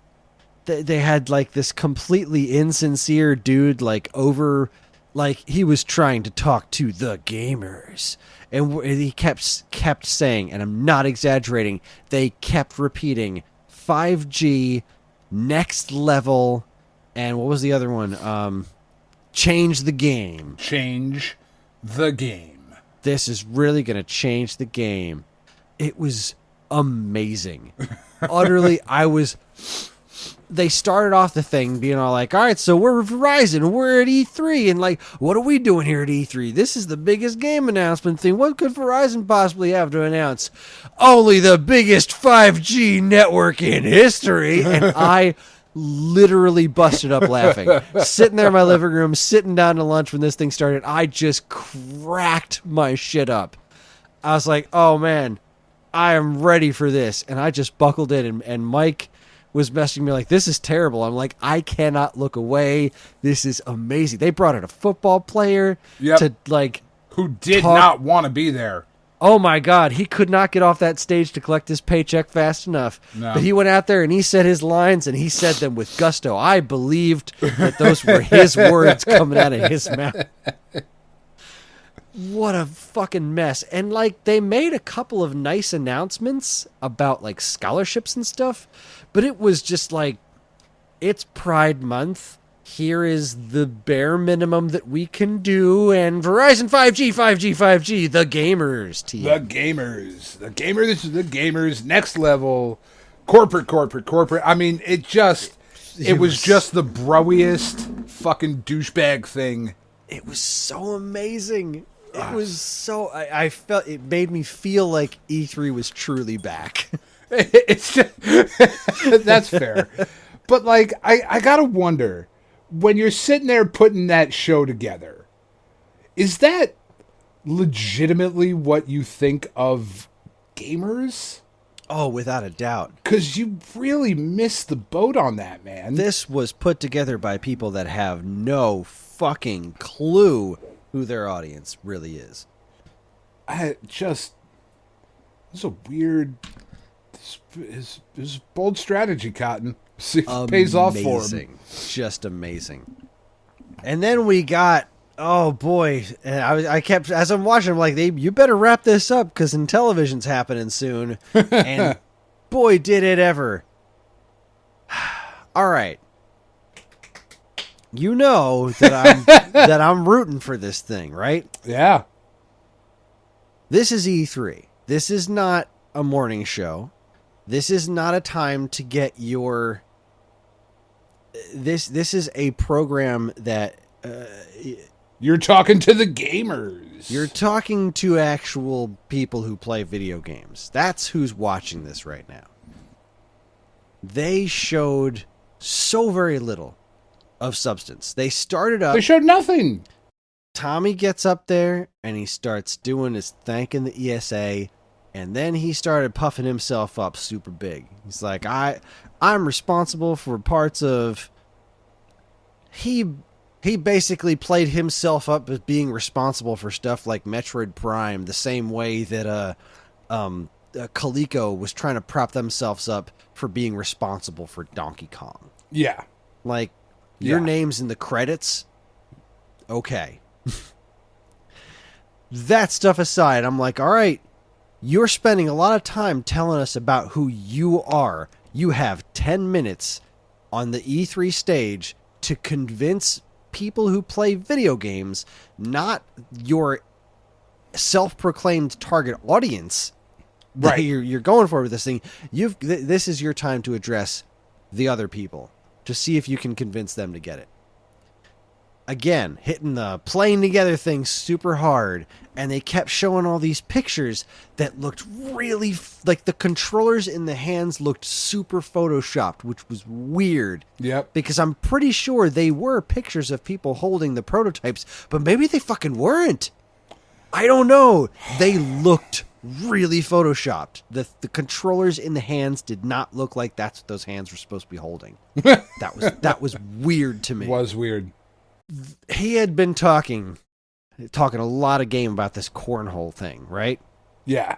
Cornhole is going to be the next Wii Bowling. That's their ace in the hole. That's the thing that's going to get them going. Now, the thing that's been all over this platform is its like theoretical huge amounts of lag in the controller, right? Right. And someone in our Discord showed off that they had found the developer's portal and all the specs for the system, and that there's no way this thing has enough processing power to properly do everything the controller's doing without there being the lag that very much appears to be there in all of the videos that they've shown off. Yeah. So they showed Cornhole, and they did this shot where it starts on one side of the screen of seeing like the woman actually playing Cornhole, but as the camera pans around, she completely obscures the screen for all of the actual action. Yeah. Which is a weird strategy if you're trying to show off your video game system. They showed some direct feed footage of Cornhole, but they still didn't show someone actually playing the game, and that looked so suspicious to me. Like, I can get around like a whole lot of weird stuff, but that seemed so super intentional. Like, well, We can't show this. It doesn't match. And anything, if they're still holding back, if they really do have a mountain of finished games right now, which they fucking should, considering this thing should have been out a year ago. Yeah. COVID aside, COVID included, if you still have this little of substance to show, what in the hell? It's not coming out. The game sharing thing, that's kind of nifty. I like the idea that there's, you plug your controller into anyone else's system and then your library is all available as long as your controller is synced to that system. That's kind of a neat way of sharing games. That is kind of cool. The fact that there are going to be physical releases for this, which I don't understand where they're going to go. There doesn't seem to be any sort of slot or anything on the console, but whatever. There's still no information on this. It's not coming out. It's just not going to come out. And I said it on our Discord too. Like it really is legitimately a shame, considering what the world collectively went through over the last 18 months of being home and being quarantined. This was the right system at the right time. If this had come out and was even a little bit functional, like I can't go out and play these games with my neighbors, but we can play cornhole against each other on this system. And it's like, this would have been massive. It had the potential to be everything that they talk about wanting. That return to, friendly gaming and cooperative gaming and, wholesome gaming and all of that stuff. This last 18 months, when we've all had to be fucking home anyway, was the perfect opportunity. That was the time to sell that sham. Because that stuff does exist. And I was talking to a friend about that this morning, that is his sales pitch so hard that this shit doesn't exist. And the only people that believe that doesn't exist are the people that just believe him saying it. Because if you just look, it's like, exists look, this everywhere. This system has these controllers built right in. They just go right into the system and they charge just like that. Have you never seen a Nintendo Switch? That is literally what that thing is. Yeah. That is quite literally what that is. And I don't care how many flashy, fancy lights you put on your system. If it doesn't function, if it's not fun, it doesn't matter. And if there's noticeable lag between your controller and your system, if that's the case, then these games aren't going to be super fun. Because the thing about those Twitch games, I like the stuff that they're showing.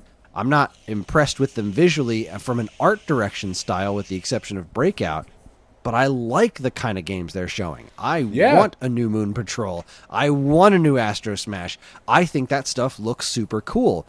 But if my controller's lagging, that kills those kinds of games. Those games are Twitch games. Those are arcade stuff. Are all about Twitch movement. That could kill that. So it makes me super nervous. And the fact that we're just now saying this is a concept, all right? You don't have to show a physical thing. The concept of what physical games will be, that should not still be being figured out at this point. No matter how much you want to blame on COVID, if your platform even had a snowball's chance in hell of coming out before this, you can't be still hiding this shit. No, you just can't. Like what? Because the other thing about that too, right? Because again, we all lived through this in the last 18 months. COVID really fuck up your shit all that much, Chris? I mean, not me personally. No, but what I'm saying is your ability to do work. It really fucked that up all that bad? No. You know why? Because we all do our jobs on fucking computers. Unless you physically work with your hands. And if you physically work with your hands, you still had to go into work anyway. So if you're one of the people who was working on a computer, you can work on a computer at your office, or you can work on a computer at your house. It doesn't make any fucking difference at all.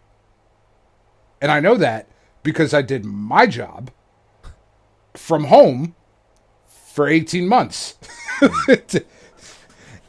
And it can be done. I understand that there is a decent amount of, equipment or whatever. I understand that there's something with game development because we saw it all throughout the industry.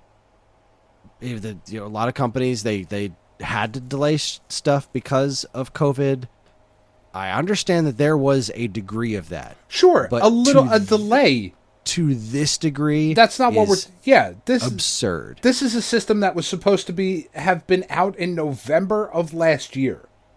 And just no. and so what you're telling me is that your time frame, because we all went into lockdown in March, so March, April, May, June, July, August, September, October.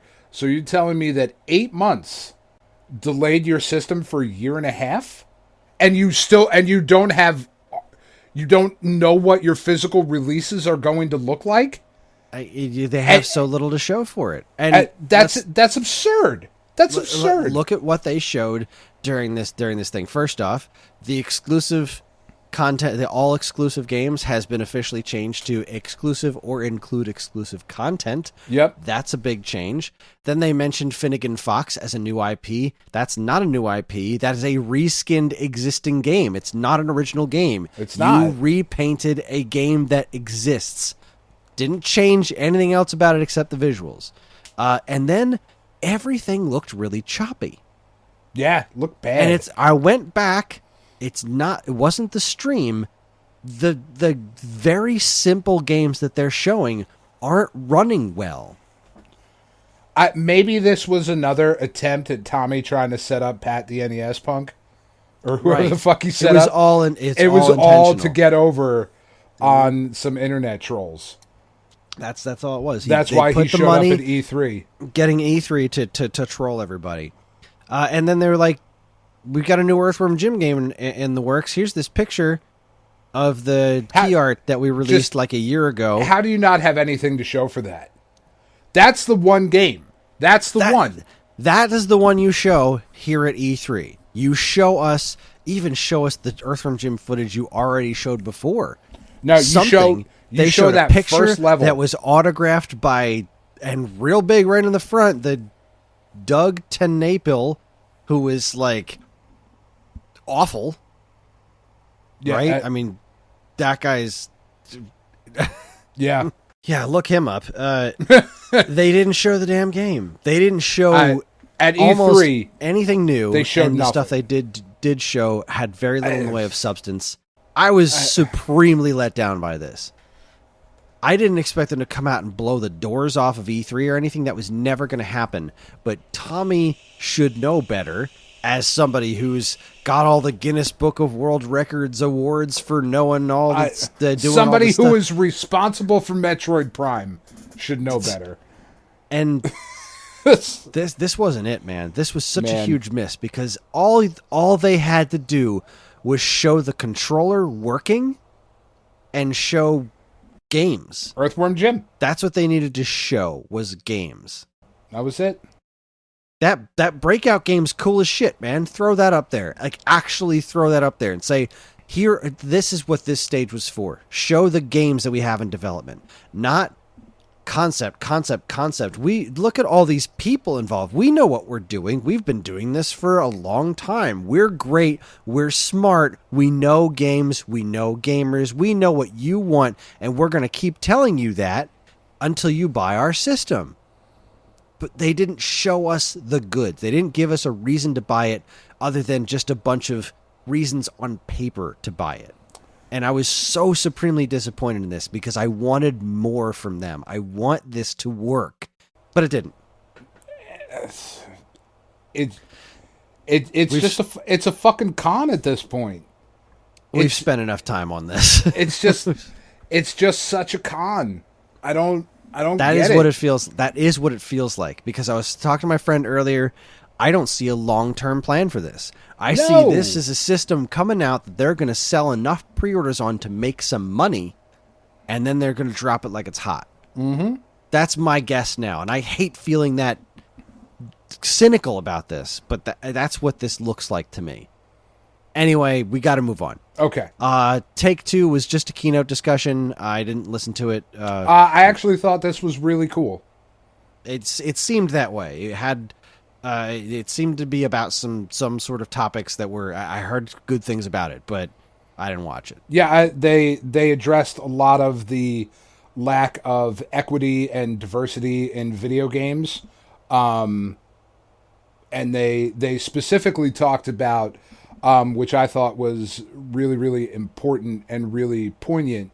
One of the UFC professors that they had on there talking about was how the black community needs to kind of flip the switch a little bit and stop viewing themselves as consumers and become creators of this content as well.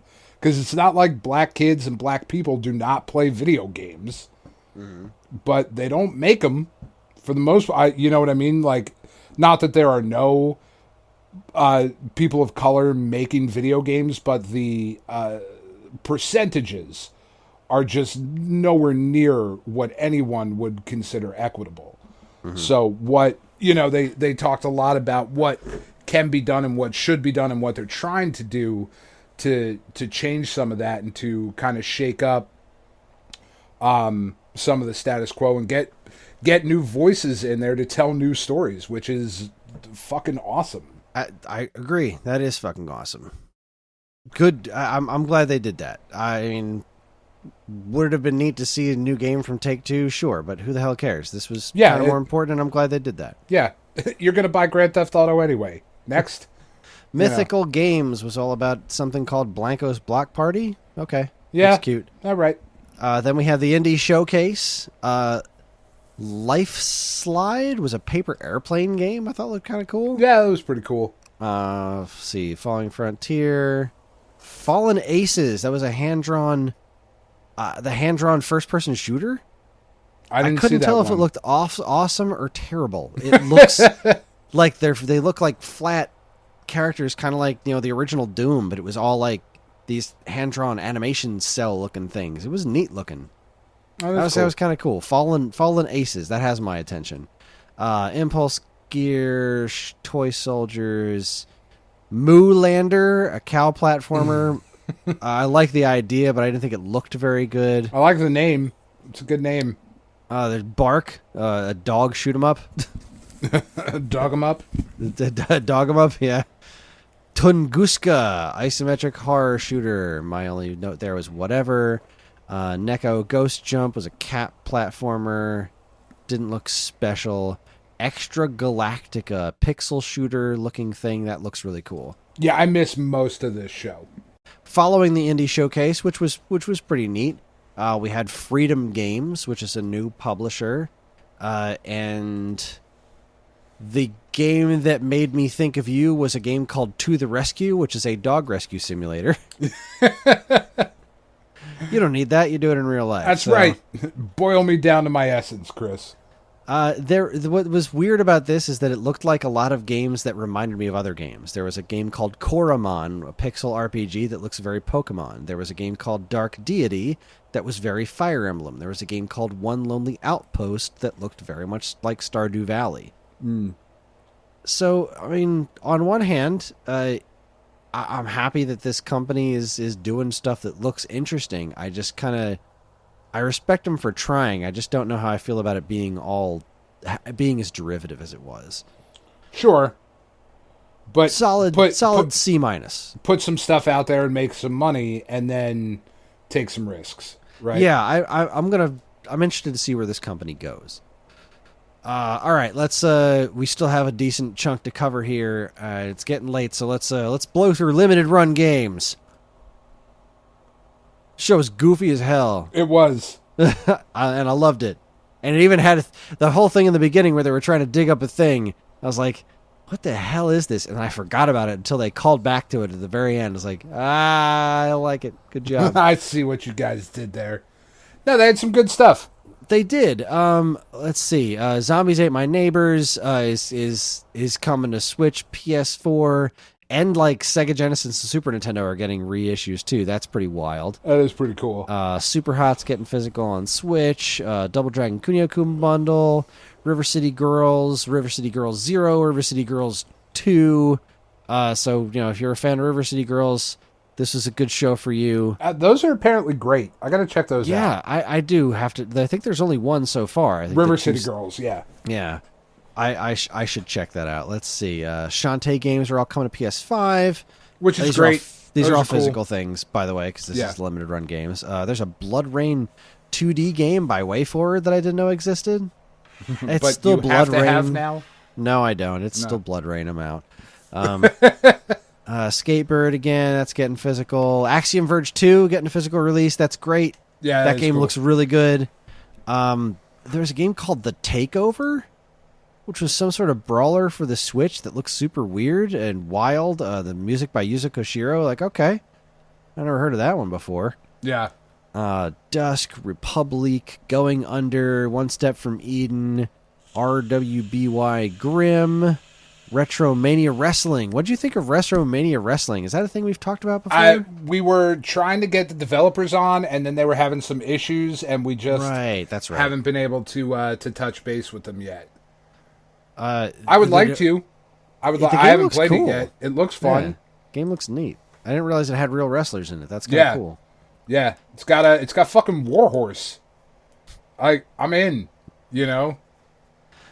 That crappy Symphony of the Night and Rondo collection is getting a physical release on PS4 exclusive. Yeah.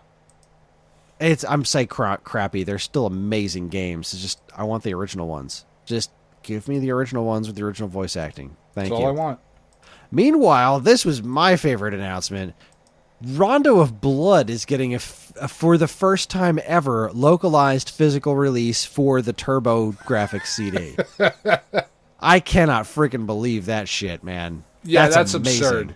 I own a Turbo Duo. It doesn't work, but I was thinking about putting out the money for this one because that just seems like a fun thing to have. That's pretty cool. That's pretty cool.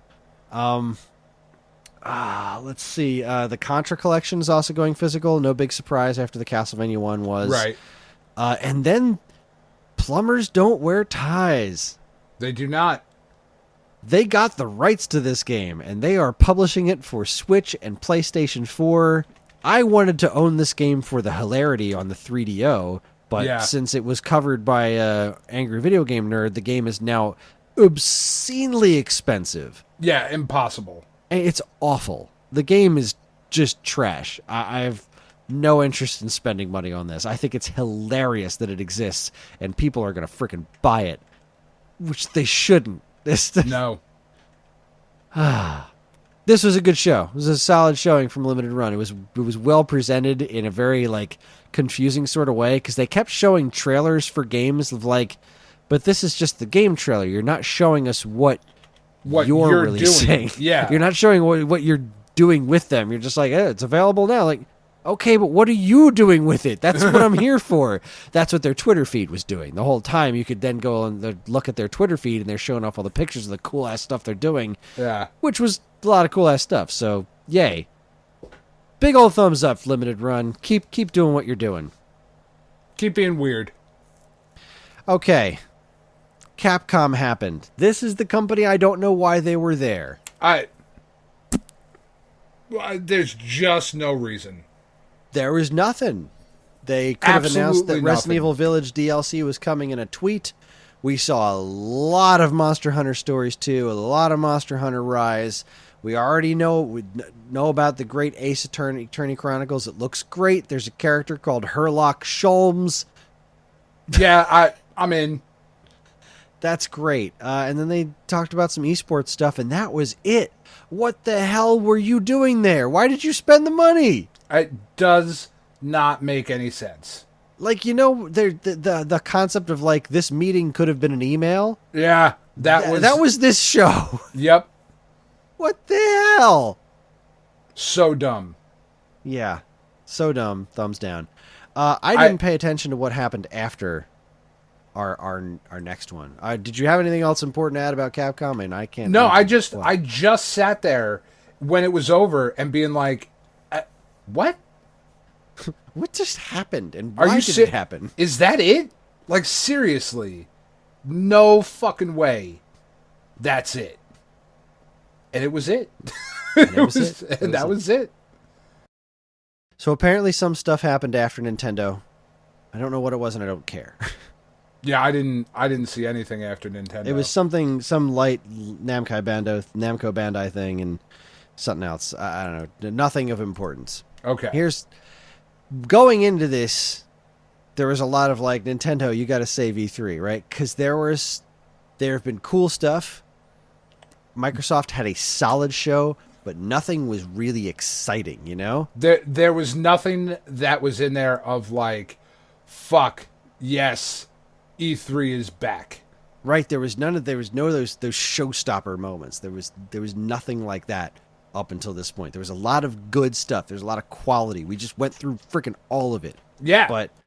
But nothing that just Yeah, nothing that hit us. But as you know, my hopes for Nintendo at this show were pretty low. Pretty low, yeah. I assumed we were going to get very little, and they were really going to spend a lot of time on stuff we already know about.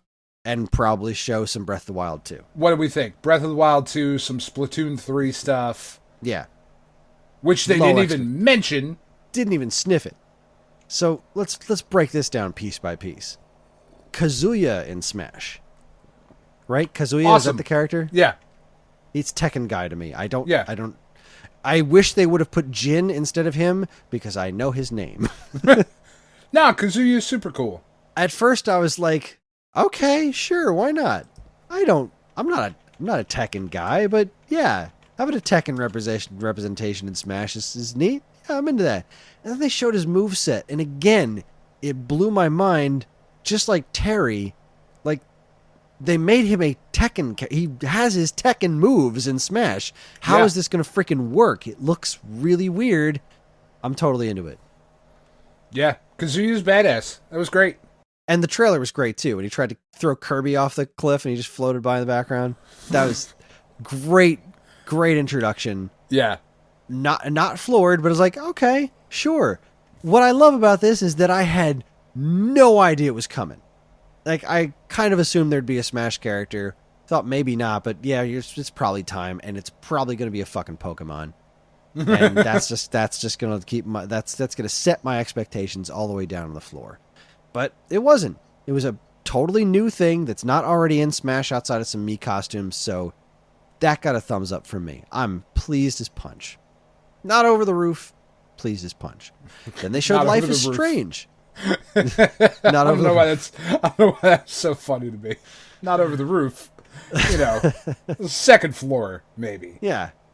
I've left the basement. No, I watched. I'm in the kitchen. I watched this whole thing, for the record, by myself in the basement on my computer. I was going to set up on the TV in the living room, and then I decided I really wanted my second screen, my keyboard in front of me, to take notes. Yeah. Just kind of keep things going. Yeah. So the second thing they showed was the Life is Strange games are coming to the Switch. Awesome. That was a very unexpected surprise. Yeah. Good for you, Switch. Had seen them in the previous, what was that, the Square one? Yeah, the Squeenix show.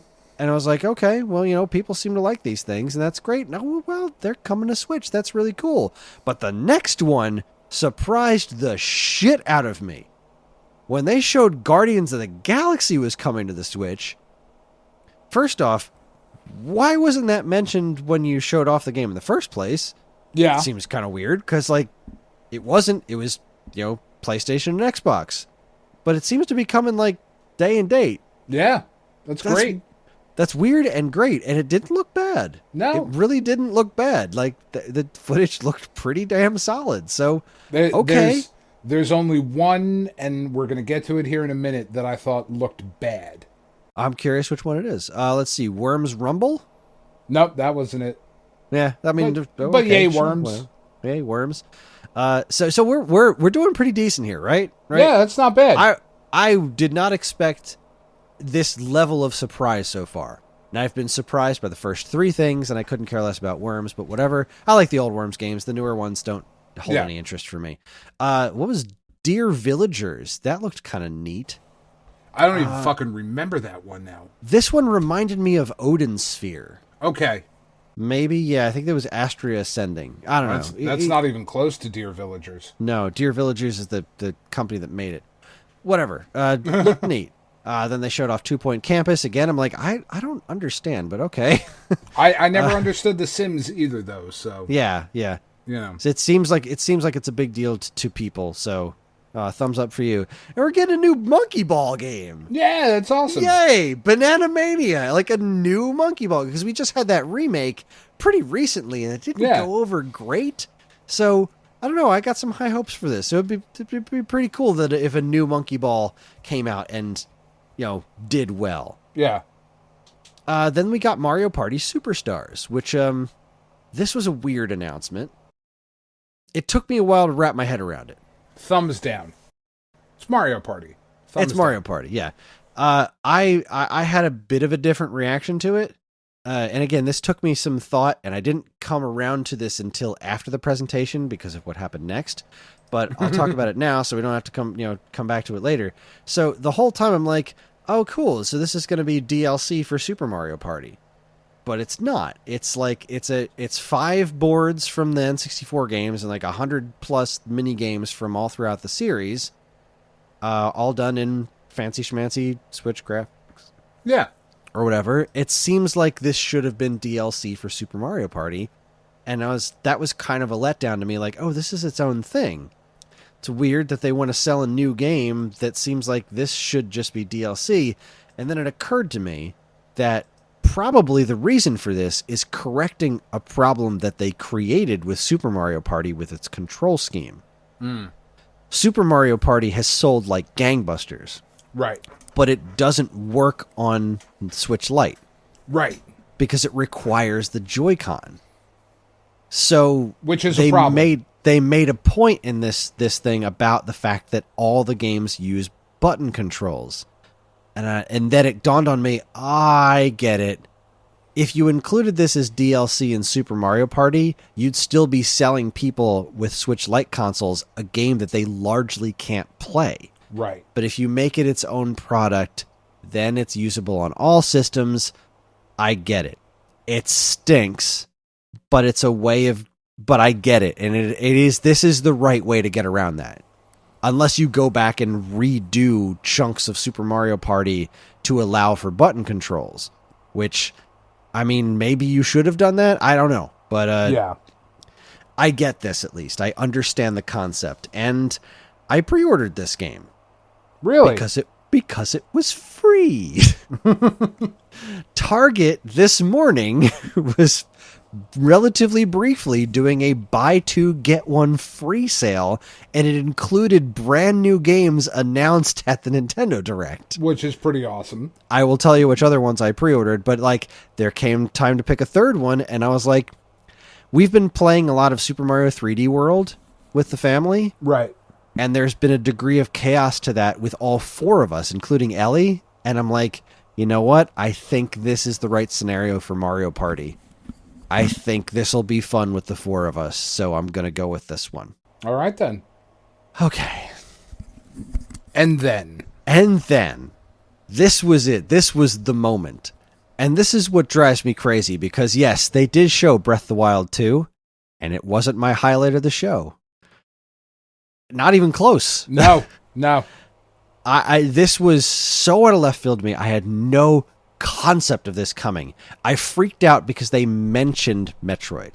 They were like, all right, Metroid Prime 4, still cooking. I'm like, you know what? They mentioned it.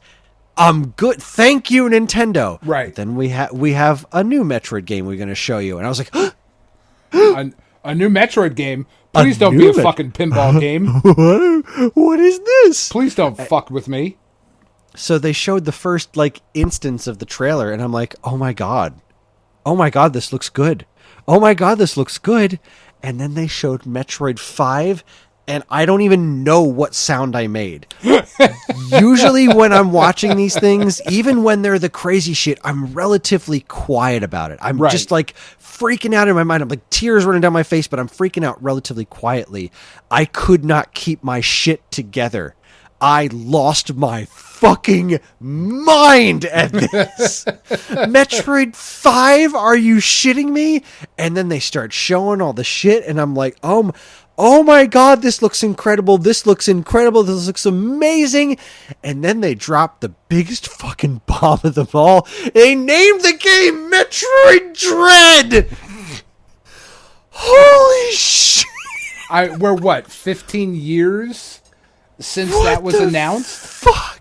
It was never announced. That's the thing. Leaked, there was rumored? A leaked memo. A leaked internal memo that listed this as an upcoming game for Nintendo DS. Then there was the thing in 2007 in Metroid Prime 3 where they mentioned the Project Dread is nearing completion, but Retro Studios has always been really cheeky about it. Like, no, we're not actually referencing shit because and it never happened. That was just there for fans. It was just the thing we did, blah, blah, blah. But it's fucking real. Yeah. It's from Mercury Steam and Nintendo. They followed up what they did with Metroid Samus Returns, and they addressed everything. The 3D 360-degree aiming can happen while you're moving now. There's an alternate, not only do they tweak the parry system, but there's an alternate version of it now where you can just literally fucking jump on enemies and physically attack them. Yeah. Amazing. They added a slide move that's going to make speedrunners shit their pants with glee. The Emmy units look freaky as hell. And when I watched the footage afterwards of them really chasing, they're insta-kills. They're oh my god, this looks so freaking good. And I had no idea it was coming. None at all. I was fucking blindsided by this. Yeah. I was positive the only Metroid we were going to see for a long time was Prime 4. Now the wait for Prime 4 is no big deal. No. Now if that doesn't come out next year, I'm cool. I can't believe this exists. Not only is it Metroid 5, not only are they finally telling what happened after Metroid Fusion, finally, but they're doing it in a way that looks amazing, and it's fucking Metroid Dread. I live in a world where Metroid Dread is a real goddamn thing, and I can't fucking believe it. Yes, that was the other game I pre-ordered from Target. I then have been having a real fight because, wouldn't you know, there's a pair of amiibo for this thing, and they look fucking glorious. And just like the goddamn Loftwing, sold out everywhere in literal seconds. Of course. Literal seconds. And you'd better believe there's a fucking mountain of them on eBay for no less than $95. That's the cheapest shit I can find, and I will not pay it. I want this amiibo desperately. It looks amazing. I want it. I need to have it. But I will not pay those fucking scumbags who literally exist to become middlemen. Yeah. They don't do anything. They contribute nothing. They're fucking parasites buying things people want. Shut up, Siri. I hate scalpers. My watch went off because I'm so angry, but I did manage to get my hands on a pre-order for the limited edition, which I'm not sold on yet. It's beautiful, but for the amount of money they're asking, look, I've already seen some folks out there bitching that this game is $60 and you can go jump in a fucking lake. This is a new Metroid game. It is worth $60. Samus Returns, I would have paid $60 for. That's how much game there was, and that's how good it was. Yeah. This is a $60 product, right? Just because it's two-dimensional doesn't mean it's not worth money. So you can fuck all the way off with that attitude. Yeah, this is not a retro pixel side-scroller. No, this is It's not what this is. This looks amazing. But I did pre-order I pre-ordered the regular edition through Target, and then I happened to log on Twitter during one of the very brief windows where the special edition is up, and the special edition looks super cool. It's like $20 more than the regular edition, and it comes with some art cards and a steelbook case. And while it's all very pretty, $20 more for that stuff seems like it's a big ask. Now I'm a Metroid fanatic, sure. So I might wind up keeping it and just own both versions. Which I don't want to do anymore. That's not where I'm at in my life. But this is Metroid we're talking about. And I wouldn't be as perturbed if it also came with the standard case in addition to the steel case, but it doesn't. And I'm not going to have one steel case game on my shelves. I already have that with Metroid Prime Trilogy for the Wii, and it sticks out like a sore goddamn thumb. And I like uniformity in my productions. It's the reason I didn't buy the limited. It's one of the reasons I didn't buy the crazy limited editions of the Blaster Master games either, because all that stuff is just going to go in a closet. I'm not going to put those on a shelf with the rest of my Switch games because they're not going to match, and it's not going to be a nice presentation. And if I'm going to have physical Switch games on display, I want to like looking at them. And as cool as those physical crazy limited editions of Blaster Master are, also, side note, I'm getting a new Blaster Master and a new Metroid this year. I will never stop shitting my pants. No. Continual shitty britches. It has not stopped. I am a walking soft serve machine. But, oh, gross. Yeah, so I'm not sure what I'm going to do about that special edition, but what I want is the goddamn amiibo, and I still haven't gotten a pre-order for the Loftwing amiibo, which also sold out in literal seconds. So that put a little tiny bit of a sting, but that was it for me. That was fucking it. Over the moon. Yeah. It didn't matter. It is important to note that it did not matter what Nintendo did after this point. It didn't matter. That was already as good as it was going to get for me. But they did not fucking stop. They didn't. They just kept going. They very smartly followed Metroid Dread up with Just Dance. I appreciated that move so much because there's no way that wasn't intentional. That was to let us catch our fucking breath. Yeah, because nobody during the Nintendo conference gives a shit about Just Dance. They needed to put something in there that nobody cared about so that the people that were freaking out about Metroid Dread could catch their goddamn breath. And they did. And I caught it just in time for Cruisin' Blast. Yeah, what the fuck, man? Out of nowhere.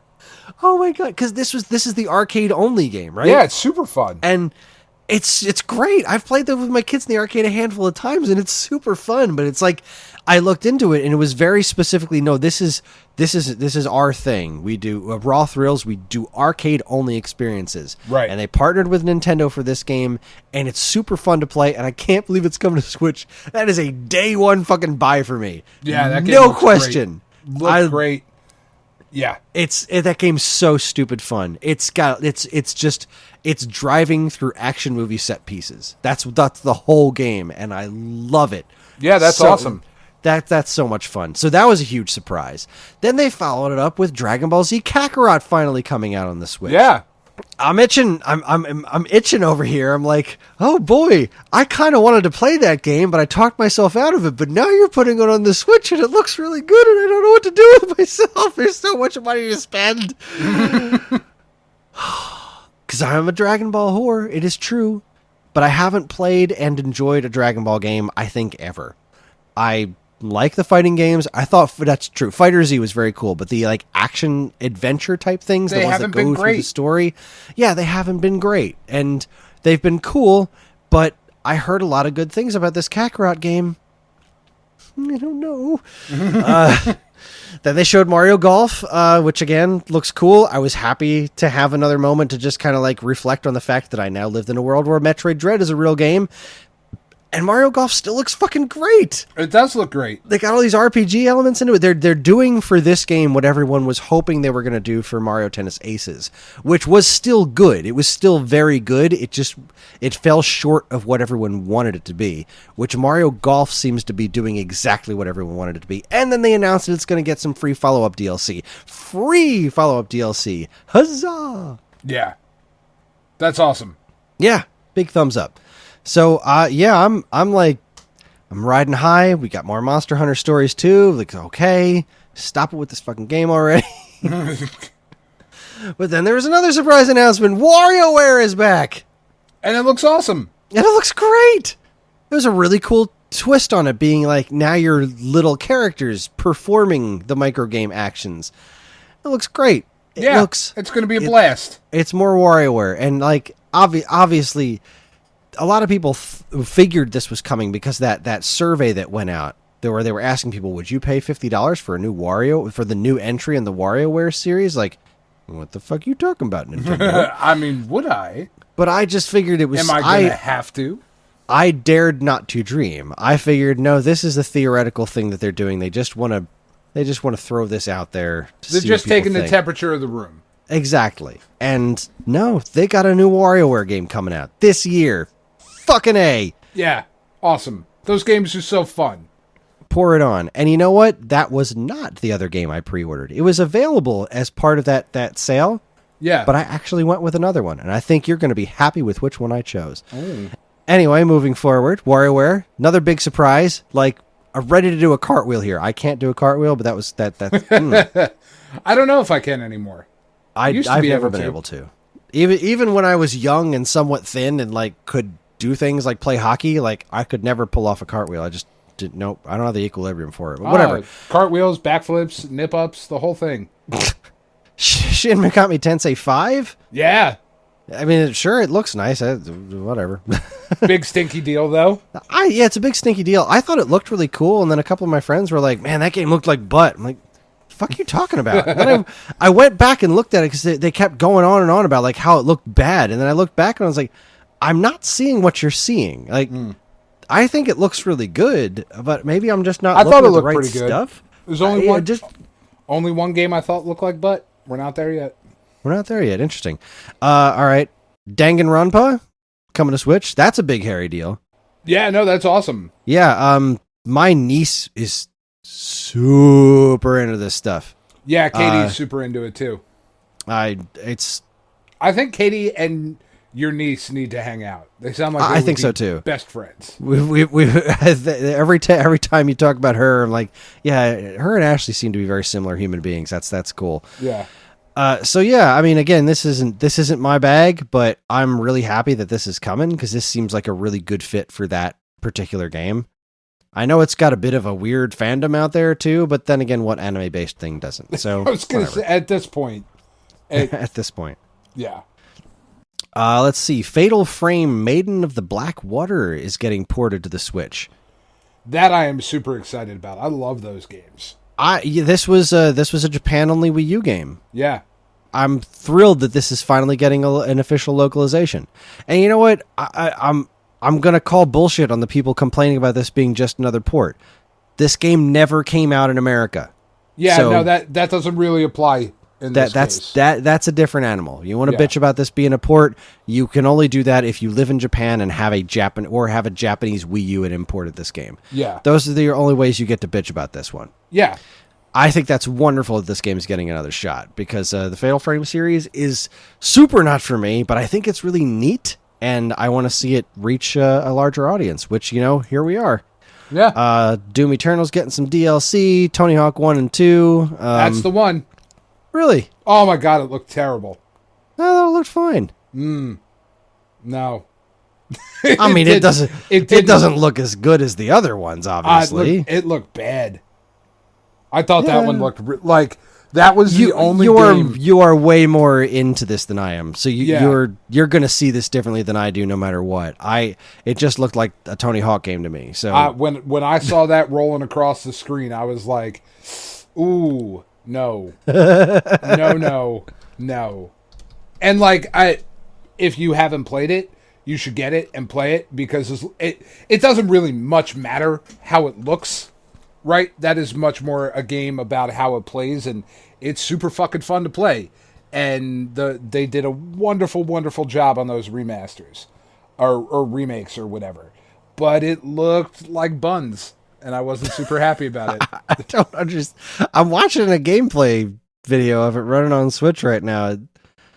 I don't understand. It looks like a skateboarding game to me. It looks fine. Hot cross buns, Chris. Hot cross buns. I don't fucking get it, but I think it looks great. It's detailed. There's like water shooting out of stuff. There's like reflections. There's some sort of like somebody said in the Discord, like, oh, it looks really weird without that X filter. There's some sort of visual thing that goes over the whole game on the other platforms that's just not here on the Switch. And maybe that's what it is. It's just extremely jarring, but I don't have that frame of reference. And just looking at it now, it looks fine. So I don't know. Looks fine. Whatever. What the hell is Strange Brigade? I don't even remember this one. Hot cross buns. I don't remember Strange Brigade either. Oh, this is that like 4-player online thing. You know what I really wonder about this? Like, remember, I don't know if you remember this.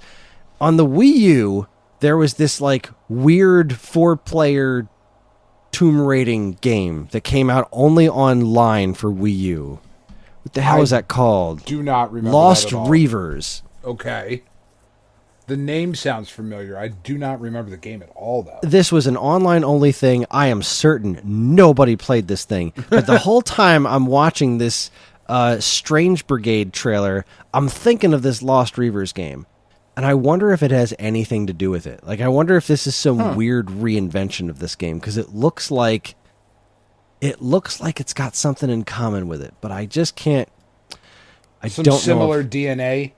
Yeah, who made this freaking game?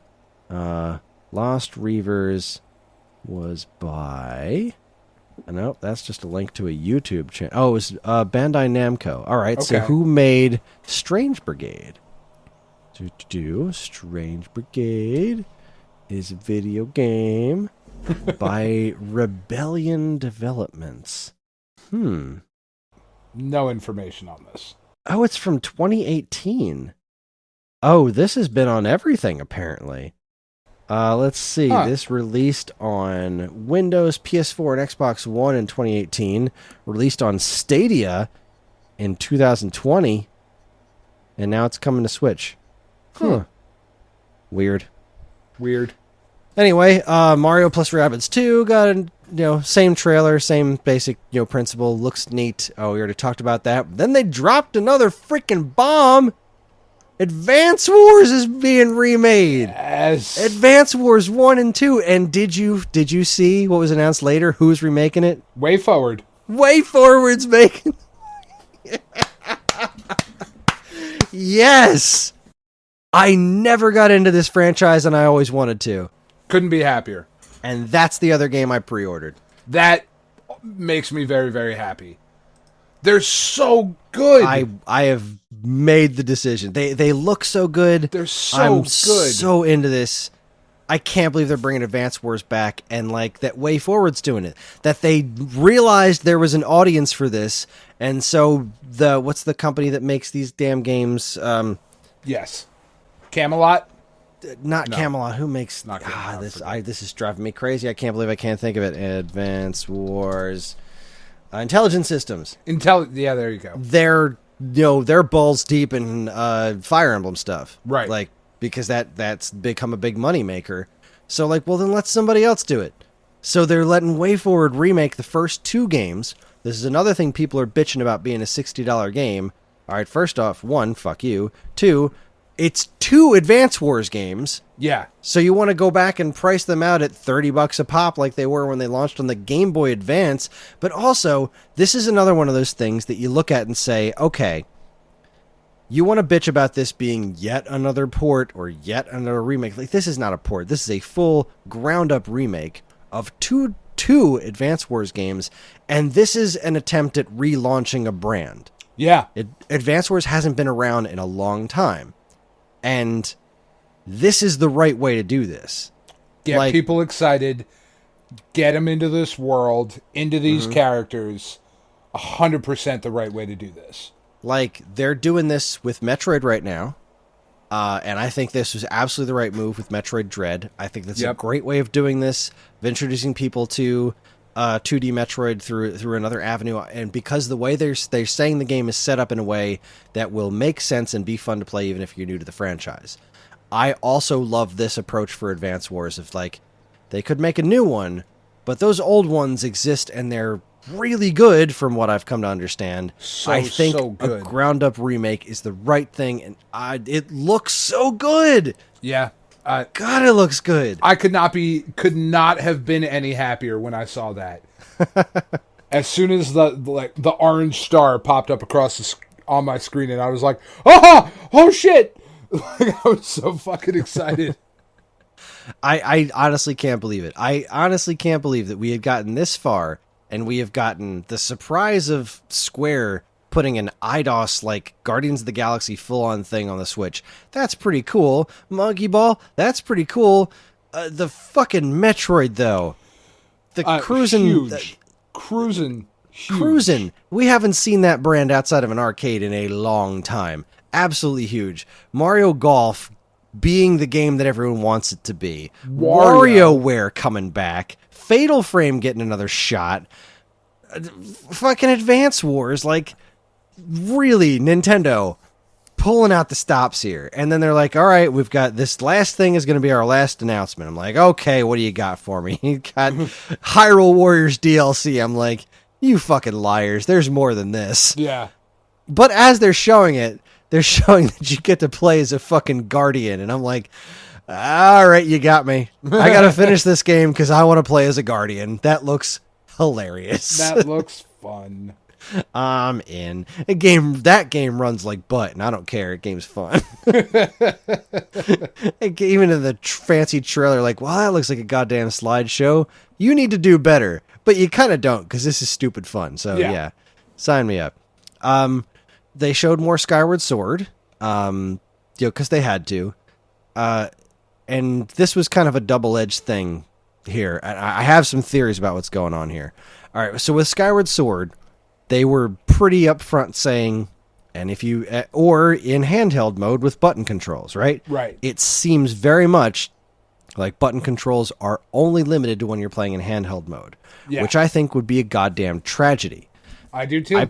I posted about this on Twitter, and apparently, and I looked this up, I followed through with it. Somebody said, no, it's already been confirmed. It supports the Pro Controller. And so I started poking around. I was like, where? It's not on the product page. And like, oh no, it's on the British product page. If you go to the European, like Nintendo of Europe site, and it says clear as day right there, supports Pro Controller. All right. So as long as that's true, I'm 100% in.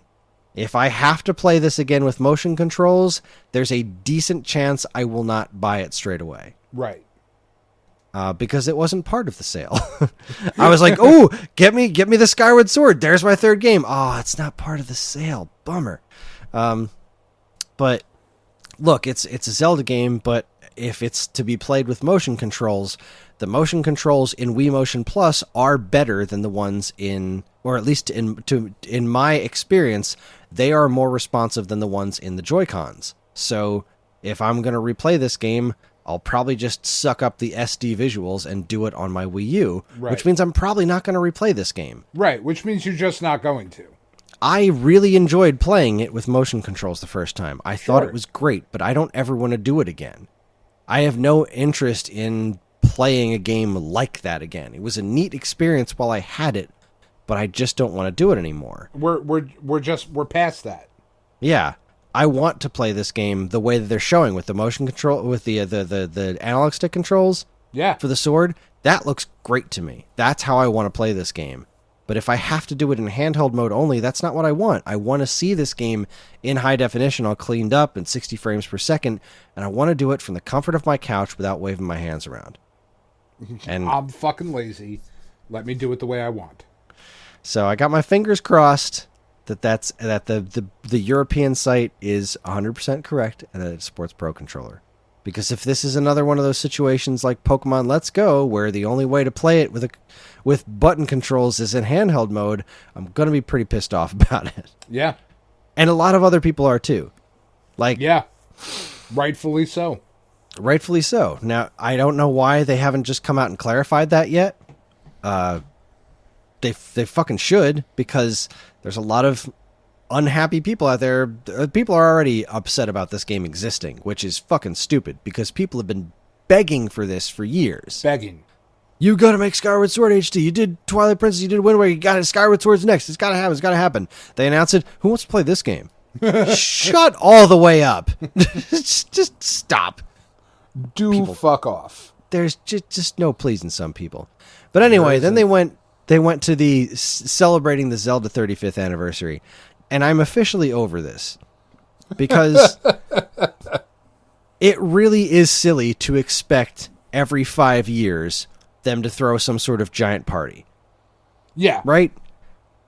You mentioned it before, and it didn't even click with me because I was so sucked up and like, well, they just did all this for Mario's 35th. Why wouldn't they do the same thing for Zelda's 35th? It's like, well, it's fucking 35. Like, who cares? Yeah, exactly. Like, it's not like this big seminal anniversary or something, and they are doing something. And they announced this stupid Zelda Game & Watch that I'm totally gonna fucking buy. Yeah, I was not sold on that until they showed the clock feature in the background. The interactive clock feature, Yeah. and it's got the Game Boy version of Link's Awakening on it. Yeah, that's very cool. Wild. That's very cool. Didn't see that coming, but that's great. No, I mean it's dumb, but I didn't bother pre-ordering it because the Mario one's everywhere. That's not hard to find. I think these are such a niche audience, and it's not like I'm going to be heartbroken if I don't get it. You know, Right? I bought the Mario one on a freaking whim. Yeah, and they're like what, $40, something like that, 40, 50. And they said this is all we have for the Zelda 35th anniversary because it's 35. Fuck off. But also, talk to us in 15 years. It'll be huge. And I think I mentioned this elsewhere, but if they announce anything else, Skyward Sword's not going to sell. That is a very good point. Because if they say in August Wind Waker HD and Twilight Princess HD are coming to Switch, I'm not buying Skyward Sword. Yeah, exactly. They're just going to skip that and get to the better games. Yeah. So there's no way they're going to announce something else Zelda related close to this because then they would be cannibalizing their own sales. And I think that would be a shame because as long as this game does have button controls, Skyward Sword is a very good game. It's better than most people give it credit for. It's got a lot of problems, but it also does a lot of stuff really well. And I'm very excited to play it again as long as I can do it the way I want to play it. Right. And then they showed Breath of the Wild 2. It looked fucking cool. I did some pants pooping. I did a little bit more of it. That claw nunchuck thing. Yeah, what's going on with his arm? I think you're thinking about the Hyrule Warriors DLC. Was that in the Hyrule Warriors? Yeah, that's that weird weapon thing, nunchuck weapon looking thing. Yeah, that's Hyrule Warriors. Shit. The Breath of the Wild one was like Link's got his hair down. He started off jumping through the sky. I'm like, oh, there's floaty islands. That's so cool. And then they showed this weird thing where they did the what was the stasis power, but he was able to launch this giant spiky rock towards a bunch of bokoblins, which was super cool. They showed a bunch of bokoblins had a camp, but it was on a stone talus that got up and started walking around with their camp on it. Yeah, that did look cool. That's cool.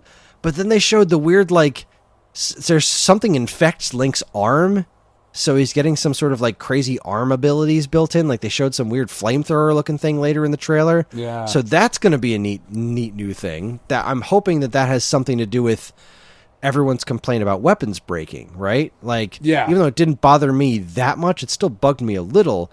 And it was a very valid complaint.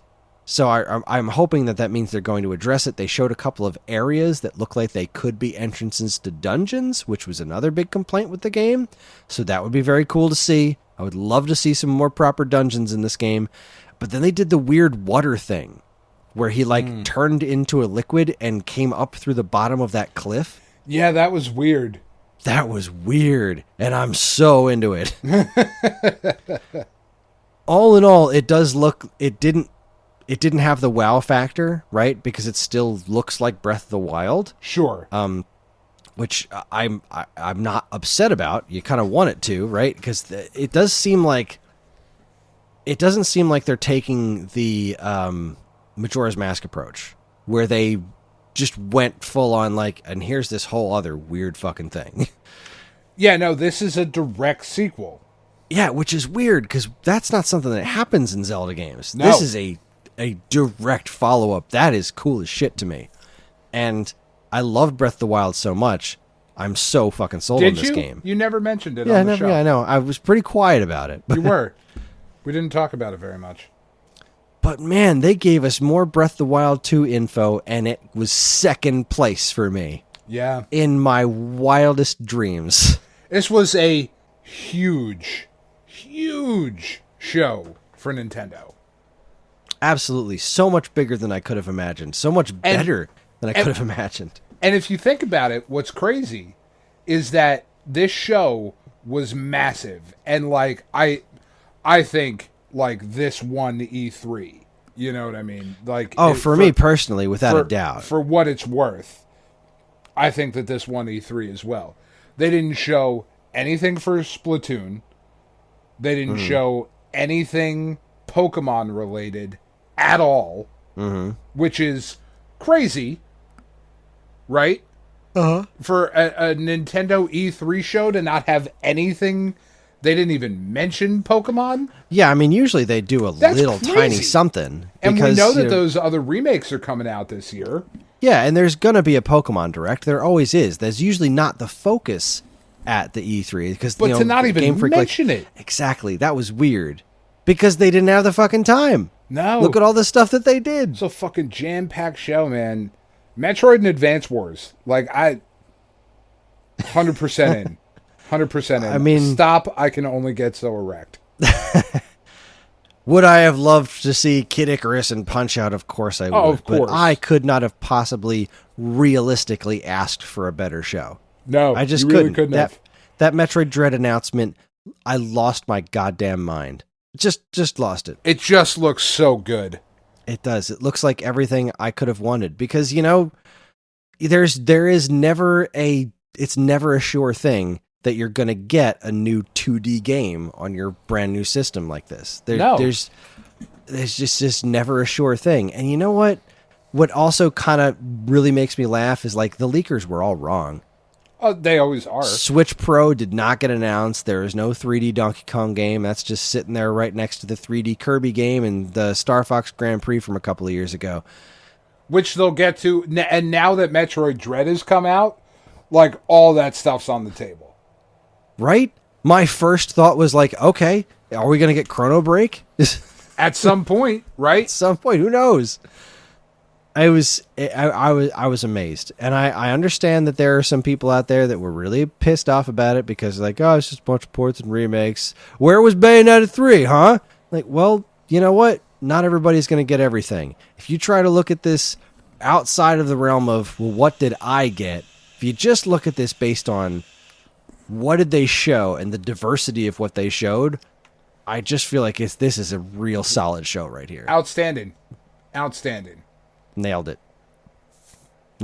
Got it. Yeah, And then after, what was it? Afterwards, they did all the Treehouse Live segments. They showed a bunch of Samus Returns in gameplay, and I just drooled over it.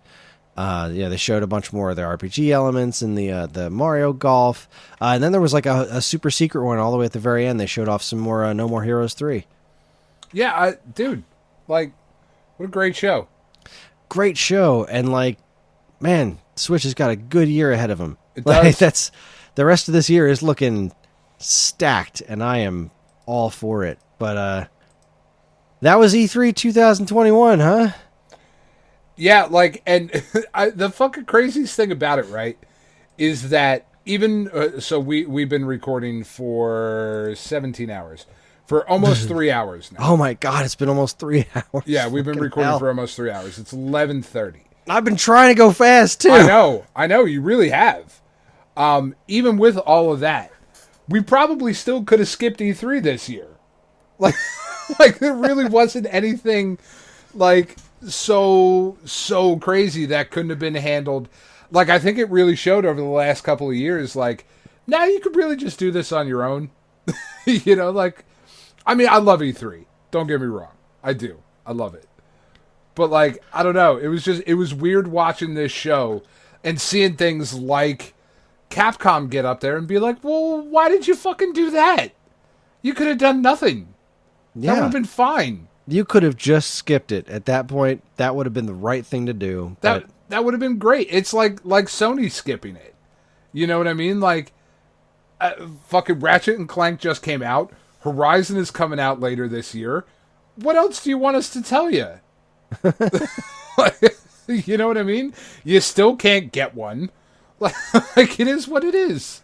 I don't know. It was a fucking weird show, but man, Nintendo really did kill it. Yeah, I could not have been happier.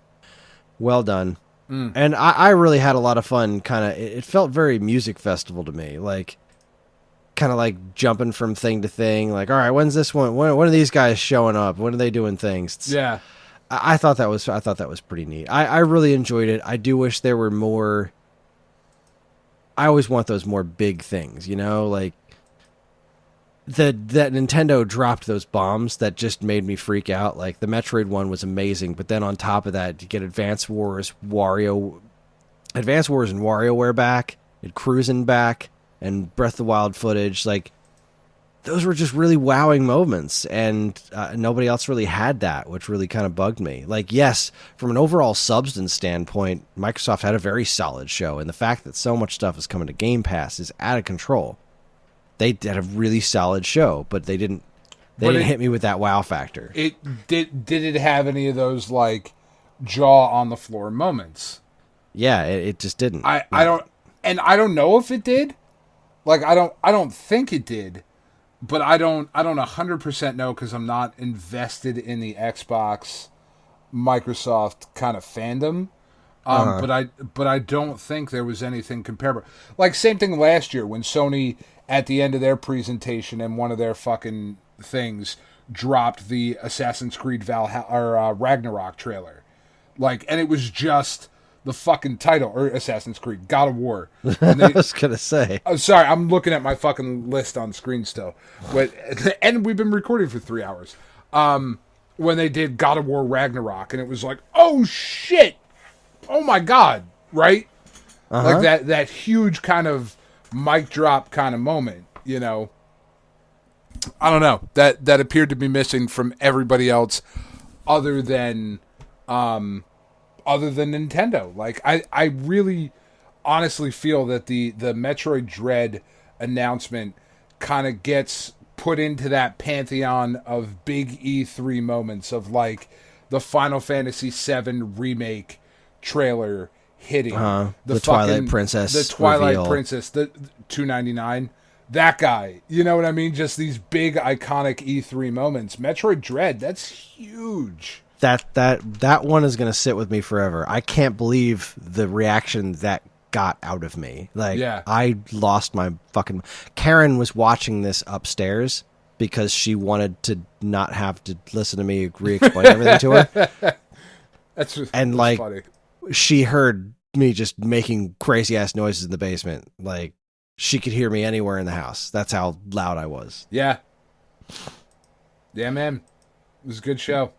It was a good show. This was fun. I'm tired. This was the Give me more Advance Wars. All the Advance Wars you can handle. Yeah, everyone if you've never gotten into Metroid or Advance Wars before, I've never gotten into Advance Wars. I'm doing my part. I'm going to buy this. I'm going to give it a solid try. Yep, right? This is the time to give it a shot. This is the time. And what a great we have been saying this on the show for years. Now is the time for them to take all those franchises that don't have audiences right now and throw them on the Switch. Yep. Because everyone's got one, and this is the time. People are buying games. Nintendo changed their Twitter icon to Samus. I never would have believed that we would be in a position where even with a new Metroid game coming out, they would be so behind it. But I got to think that they're paying real close attention to the reaction to this game, and it's been so overwhelmingly positive. Obviously, there's always going to be a bunch of people out there saying, like, I don't know, it looks stupid. Yeah, it looks cheap, looks bad. Where's Prime 4, whatever. That's always going to happen. But, I mean, the fact that the collector's edition is selling out so fast, and it's... Obviously, scalpers are a big part of it, but, like, this is a Metroid product selling this quickly. Yeah. So the fact that scalpers are on top of this and it's making people angry is showing Nintendo that there is an audience for Metroid. Yeah, scalpers only buy shit that's going to sell. Yeah. You know. So yeah, now's the time. You're gonna, if you want to try, if you've ever been even vaguely interested in these franchises, let's get out there and support the hell out of them. I want to see this. I want to see these take off and continue to be regular things. That's right. Next year, Chris. Next year, we're getting that new F-Zero game. I'm telling you, it's coming. I think that's a pretty safe bet at this point. It's got to come at some point, right? I think next year, after what they showed us this year, I think next year they're going to have at least one, maybe two other quote-unquote dead franchises come back. F-Zero and Pro Wrestling. I'm in. Especially if all these games sell as well as I hope they will. If Advance Wars and WarioWare and Metroid all sell really well, God, wouldn't it be great to have Metroid be another million seller? It really would. Hasn't done that since Prime. It really would. It didn't. None of the sequels followed up. I want to see this game do well. Everybody's got a Switch. You're not wrong. We've got two. So, you know. Let's make it happen. Okay, I'm calling it. That is our show. Thank you very much for listening to this damn near 3-hour podcast about E3. That was a lot of fun to talk about. Whew. Join us next week for the June 10, 20, 30, 40, including games like Asteroids for Atari 2600, Battletoads for NES, the launch of the Game Boy Advance, and more. It's also, we're recording, I believe, the last day of me in my 30s. So, which is crazy. I'm old. You are an old ass man, and which is good. Old as me, but you're an. I said that, yeah, barely. Yeah, I said this on TWEP. We recorded this week's episode last night, and Karen mentioned my birthday. I was like, I felt old since my 20s, so it's nice for me to finally catch up. Now it's good. Now you have an excuse when you make a noise getting up off the couch. Now I am as old as I feel. Oh, Granddad's getting up. Okay. We are on most social media platforms, and if you want to get in touch with us, we aren't very difficult to find. All it takes is a quick look at our show notes, and you'll see links to our social media accounts, as well as all manner of other fun stuff, like a link to our namesake, StoneAgeGamer.com, the Geekade Patreon, which helps us keep this show running week after week, and more useful links than you can shake a joystick at. This show's theme song, Squared Roots, was written by the ever-pleasant banjo guy Ollie. You can learn all about his wonderful music and more by following the link to his YouTube channel, also in the show notes. And finally, as always, we'd like to thank our intrepid editor, Evan, for making this show listenable for all you folks, even though I'm editing this week because we decided to record late. And we'd like to thank all you folks for listening in the first place. Thank you again, everybody. We'll see you next week. Oh my God, I'm done. I'm toast. I can't even talk anymore. On behalf Watching out, Maverick. On behalf of Games and myself, keep playing games.